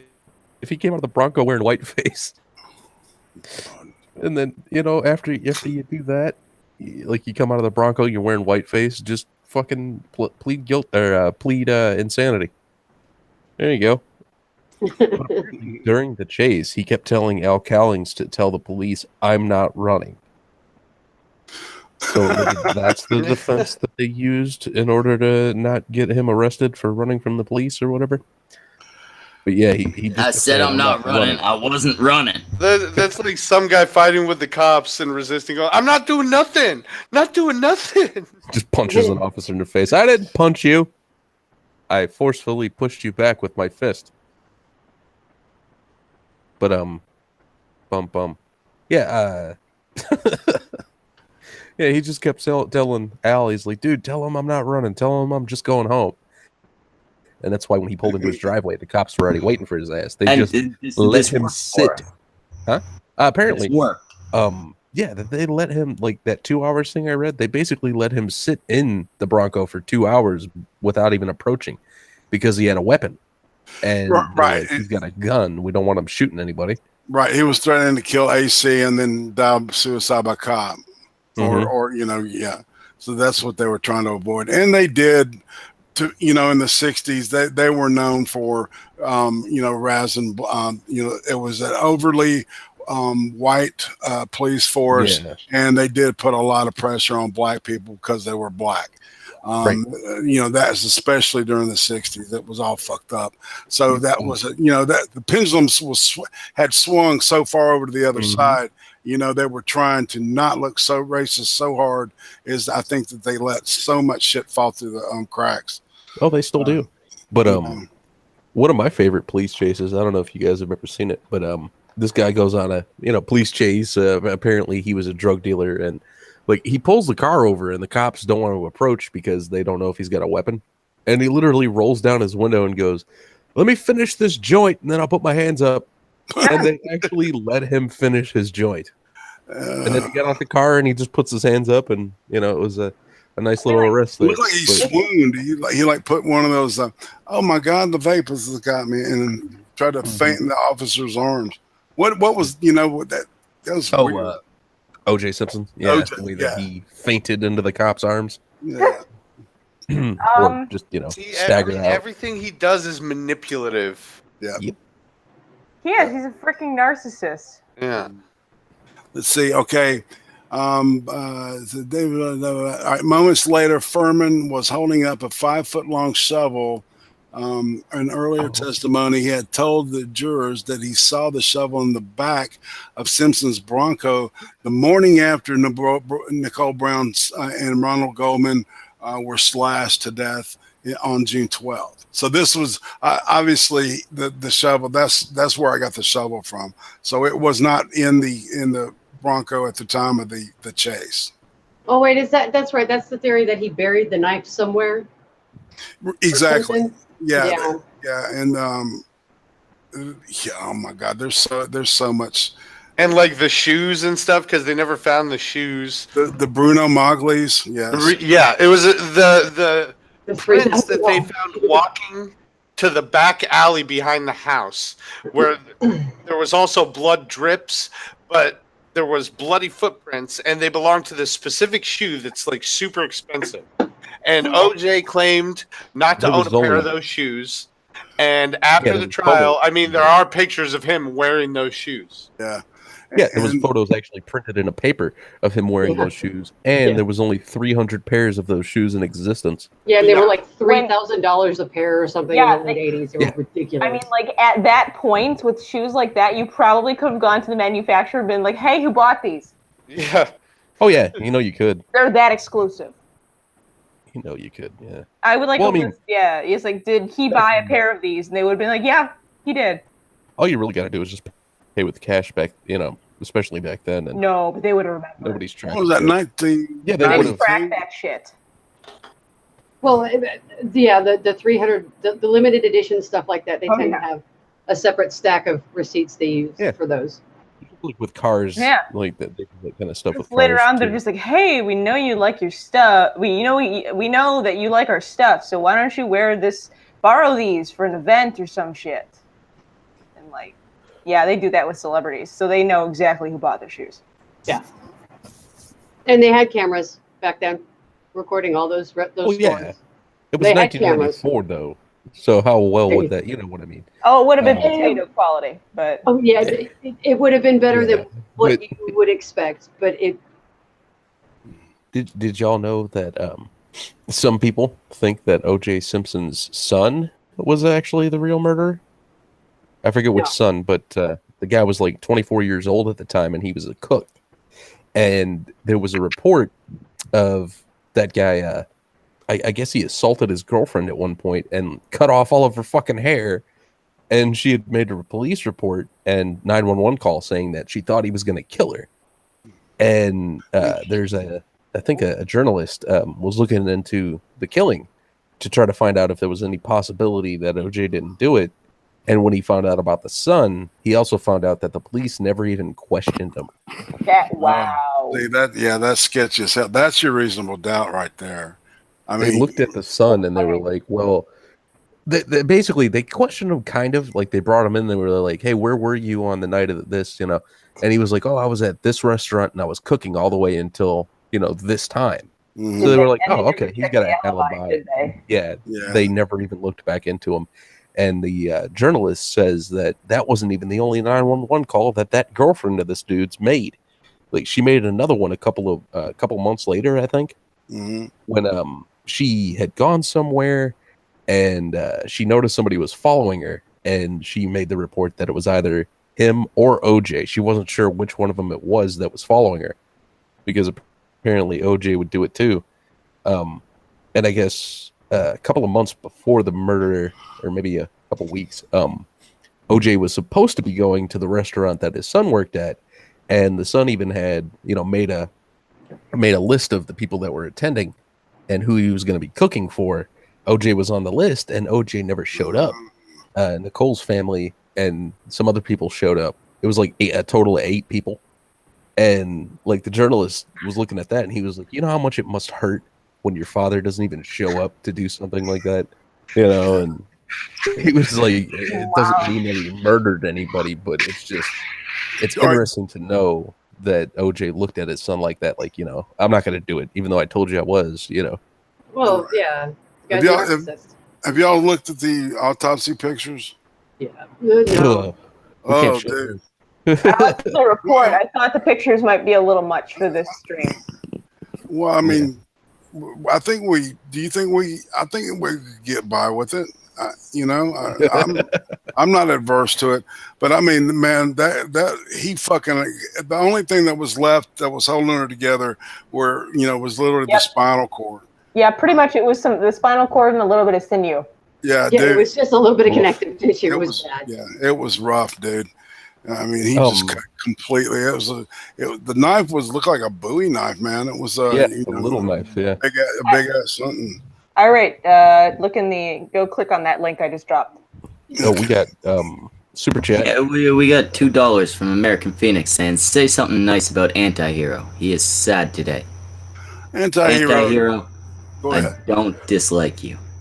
You're a beautiful man, and you look like. I'll leave that stuff anyway. You're a beautiful man. You got a good sense of humor. Funny guy. I love streaming with the guy. It's one of my favorite people to stream with. I haven't met you, man, but I'm looking forward to it. So, I've never heard a bad thing about you either. Yeah, I've never heard anything bad about you, so I'm sure you're an okay dude. You're all right. He is cool. He streams with me sometimes. Oh, okay. I have not met you either, but yeah. He's a veteran. Well, thank you for your service, Antihero. American Phoenix, what the fuck? I do like me a good anti-hero, so. American Phoenix. I can't look at the photos, they make me hungry. Full Metal Pickle would touch Auntie's butt. There you go, butt touches. Butt touches. If you pick it. Butt touches. I don't know if you guys saw his, I'm going to read you this description. The incised wound of the neck was gaping and exposes the larynx and cervical vertebral column.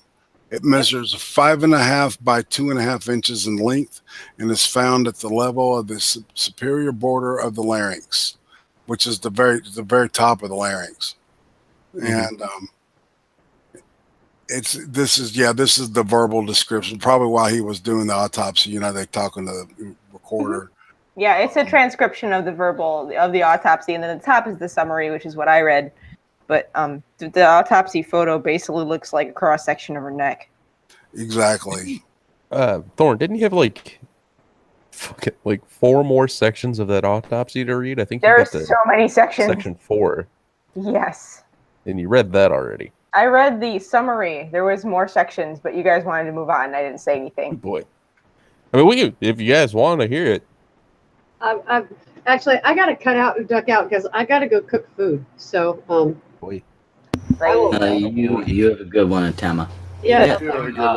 I want to hear this shit. I mean, a lot of it is just the different sections of the body, so that's a little boring. But okay, we'll skip the boring bits. But you might have noticed our audience. They're a bunch of sick fucks. Yep.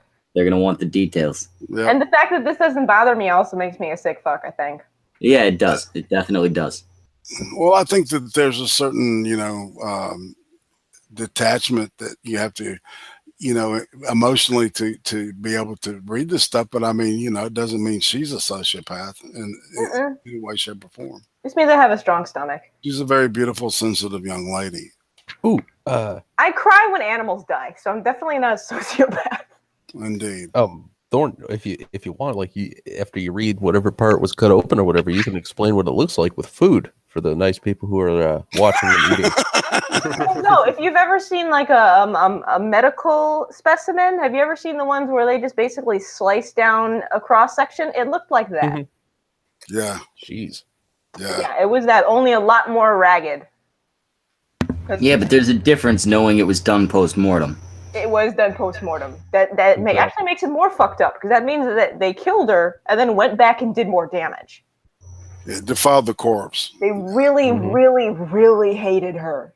Yeah, I'm a lot less bothered by the idea of, desecrating a corpse than the idea of doing something like that to somebody while they're still alive and feeling it. Put it as creating a good corpse. There you go. Not alive for very long. after this attack. Like she was Yeah, probably no. dead after the first go around. By the time they came back and did more damage, it's more disturbing that they did this much damage to someone who was already dead, because it shows an intense amount of hate for that person. Well, no, it shows that they're even more fucked up. But at least she fucking died before. Yeah, they say that. At least it was a fucking. It was terrifying. A dissection, not a vivisection. Oh God, yeah. At least it wasn't a Black Dahlia. Exactly. What's that? Oh, Black Dahlia was a fucked up case. We can, yeah. That's from the late 40s, the early 50s, late 40s, something like that. Black Dahlia could be an entire strain. Yeah, she was a would-be actress that was found cutting completely in half. And drained of blood. Yeah, and drained of blood. With the Glasgow smile. It was fucked up, and they never found out who did it. They have a theory. Sorry, I didn't mean to. It was Harvey Weinstein, wasn't it? No. Probably. What's the killer's last name? Weinstein. They actually have a theory. Yeah, it was actually. Before we get going on this stuff, I will need to split at 9, but I'll hang it until then. I got to split at 9 too. We're actually be shutting down at in 10 minutes anyway. Well, fuck. Oh, okay. All right. So the final piece we need to talk about. I was going to add something real quick. Fucking Ron Goldman. They said that he was alive for several minutes after his initial injuries. He was able to get up and run. Yeah, he got up and got out of the place and collapsed out front. Mm-hmm. Out back. Out back. Okay. Yeah. Tried to run to the gate. Are we going over the autopsy? Or fatal wounds for Ron Goldman were involving the neck, where there was a transection of the left internal jugular vein, and he basically bled to death. So he was alive for several minutes outside. He could have lived. Yeah, if he'd made it out, he could have survived. Yep. Like I said, stabbed Nicole, then stabbed Ron, then went back to Nicole, and then went back to Ron after he ran. Oh yeah, speaking of shit, where the fuck was it? Ron was a witness, so that's why he died. Well, he was running for help. That's why he died. Yep. We got $5 from American Phoenix, and he's a trucker, so I'm not sure whether or not we should take this seriously. There's a chance this might be serious. He says, dead bodies and beating hearts, two great tastes that taste great together. Well, that was hard to say. Guys, stop this. Guys, stop this. You're making me hungry. Also, Thor needs liver. Don't judge me. Liver is fucking delicious. Liver is delicious. When it comes from an animal. Yeah. Heart is delicious when it comes from an animal. Humans I'm going to be honest. I've never tasted human. Maybe it's delicious. But I've heard you call people animals. In a big rush. There's a guy that actually, I think way back in the like early days of medicine, he actually paid for a corpse and ate part of it, and he said that people taste like pork.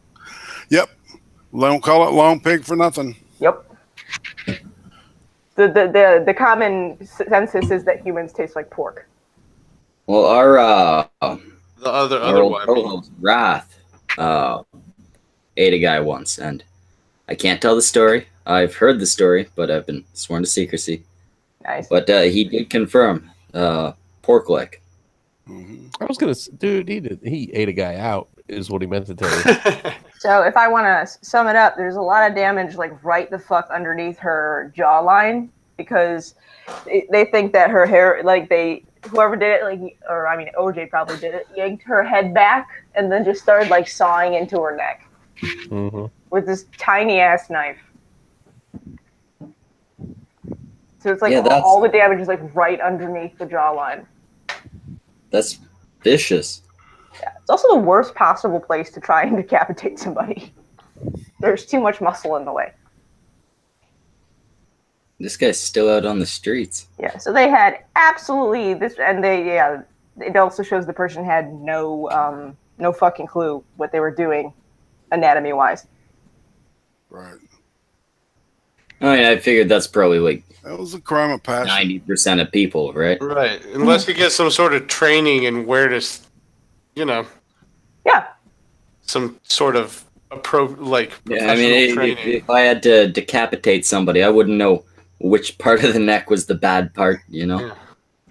Well, so I'd go straight for the Adam's apple. I was just thinking, man. All right, so they crime of passion, but he had all this shit, like a whole kill kit, a murder kit in his fucking you know what I'm saying? Premeditated at the least. There's some maybe fantasies. He was having fantasies of doing it.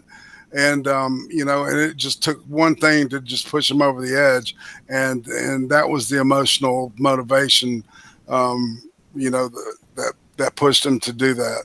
You know, but yeah, he had to have been planned it out. You know, there had to have been some organization, just because of the evidence would highly suggest that.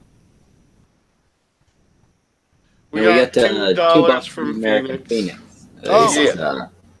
If you're going to decapitate someone, use an axe. Yeah, it does seem like it would probably do the job. Maybe not cleaner, but probably easier, right? Faster. That's a good life hack. Really, really fast. If you got time, though, scalpel. Yeah, I mean, you gotta have a lot of fucking time, though. If you're somebody like O.J. Simpson, who definitely did these crimes, yeah, I bet you if he had the fucking time, he would have taken a fucking scalpel. Oh, there's so much more to this. I know some people think he's like, oh, his son might have done it. Do you think if O.J. Simpson cared that little about his son that he wouldn't have thrown him under the bus? Well, there's also a death row inmate named Glenn Rogers who takes credit for having killed. Yeah, there's a lot of death row people that take the blame for a lot of things for attention. Right? Wait, who's Charlie? This guy was known as the Casanova Killer, and apparently he had a list of people who he killed. There was him, and there's also another guy who was known more of as a kind of like just one of them dirty motherfuckers. Like you call him up and you're like, "Hey, I need you to stalk this bitch." Like he was one of those kind of guys. Like a low rent hitman. Yeah, and he says that he stalked Nicole and did all this stuff, and like he said that he was keeping tabs on her, and that at one point the person who asked him to do so asked him to kill her. No, like a PI without the license, i.e. a criminal. Okay, gotcha. Professional stalker is better. Well, he also says that they asked him at one point to go ahead and just fucking kill her. Yeah. He's basically more of a thug. We'll do anything for money. Yeah, he's in jail now, of course, but not for anything that had to do with the whole OJ thing. But while he was in jail, since he knew he was going to be there for however long, he just started snitching shit. Just started talking about it. He had a notebook that was found, I think, by one of the prison guards that talked about details that he wouldn't even or shouldn't have even known about that had to do with the night that or the time frame before Nicole was killed. And Ron, not give Ron credit, but he was also dead, But I don't believe either of these people. Well, he just had some weird fucking details. Like he talked about the inside of her house. He talked about, Well, I mean, that just means he stalked her, not that he killed her. Talked about where she was before that, and there's some credence to be had there. Like he was apparently O.J. Simpson is in jail for petty theft. Yeah. I thought he had gone back in because we didn't even get into the fact that he was arrested in 2007 for stealing that shit. And it has everything to do with his original case that was in the news. Absolutely. That's civil case. He was out for like 3 fucking months, then he went back to jail. Yeah. He was released in 2017. Yeah, and then he went back to jail almost immediately. Exactly. Oh, that's good. I mean, it's not good that he keeps doing crimes, but he's in jail. Good that he's behind bars. He just wants his shit. Definitely did these murders. He's just one of those guys that just wants his stuff back. The only reason I don't believe the stalker for hire dude. I don't believe any. I don't want to call him a PI. He's not a PI. He's a stalker for hire. No, exactly. I know that PIs are basically professional stalkers, but still. They're professional California licenses. I don't believe him because of just the pure amount of rage it took to do that to Nicole. Yeah. Yeah, dude. Well, I mean, exactly. It seems like a very personal And murder. Jodi Arias. What about her, man? 27 stab wounds, and then almost decapitated him. Real quick, guys. American Phoenix donated another $2, and he says, "I must come forward and confess I let the dogs out." He's So the it's him the one whole time. who let the dogs out. Damn! If you're the reason for that song, I will murder you. That. Ugh.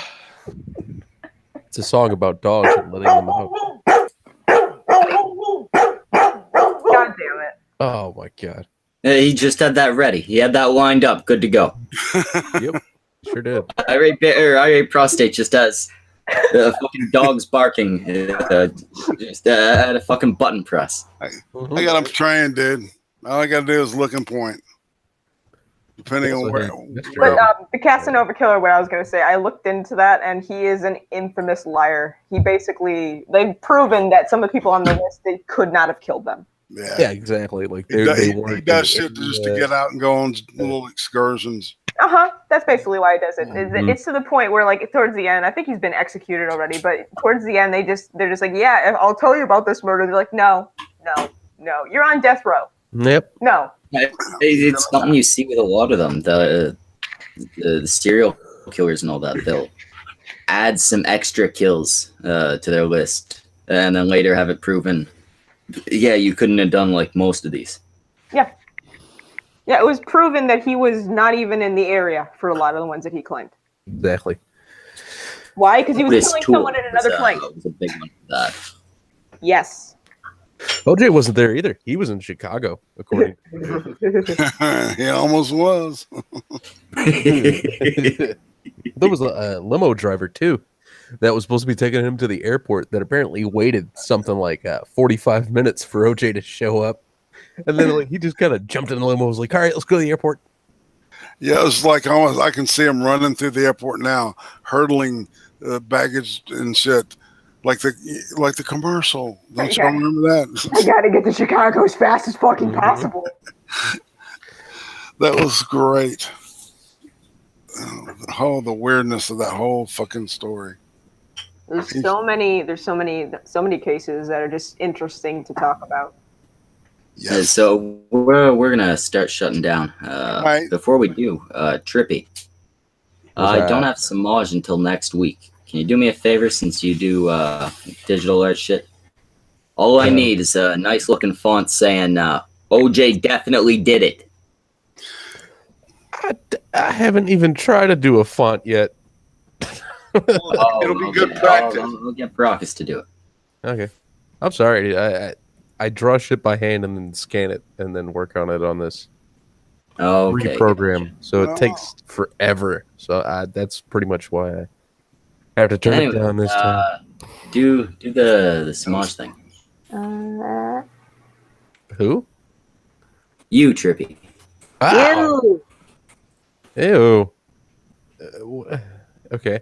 Well, tonight we had Prostate, Mark Como, Thorn Midnight, and Atema the Hun, as well as Trippy Poop. And we talked about the fucking murderous motherfucker at 71 years old. And apparently Schmeckel's afraid he'll come in through the window. And his name is O.J. Simpson. Man, he's behind bars. Motherfucker ain't getting me. I'm going to tell him your address as soon as you tell me your address. You know what? Hey, OJ gets out again. I'll give you my address just to mail to him. Trippy's gonna dox saying mean things about him. Trippy's gonna dox Schmeckle to O.J. Simpson. Just all he gets is a fucking letter, and it's got the link written out. Kill this guy. YouTube video, and Schmeckel's address is the return address. All right, so we're gonna shut the fuck down. As always, clean your cocks, clean your cunts. Don't kill your spouses. Get the fuck out of here. Praise be to the Lord.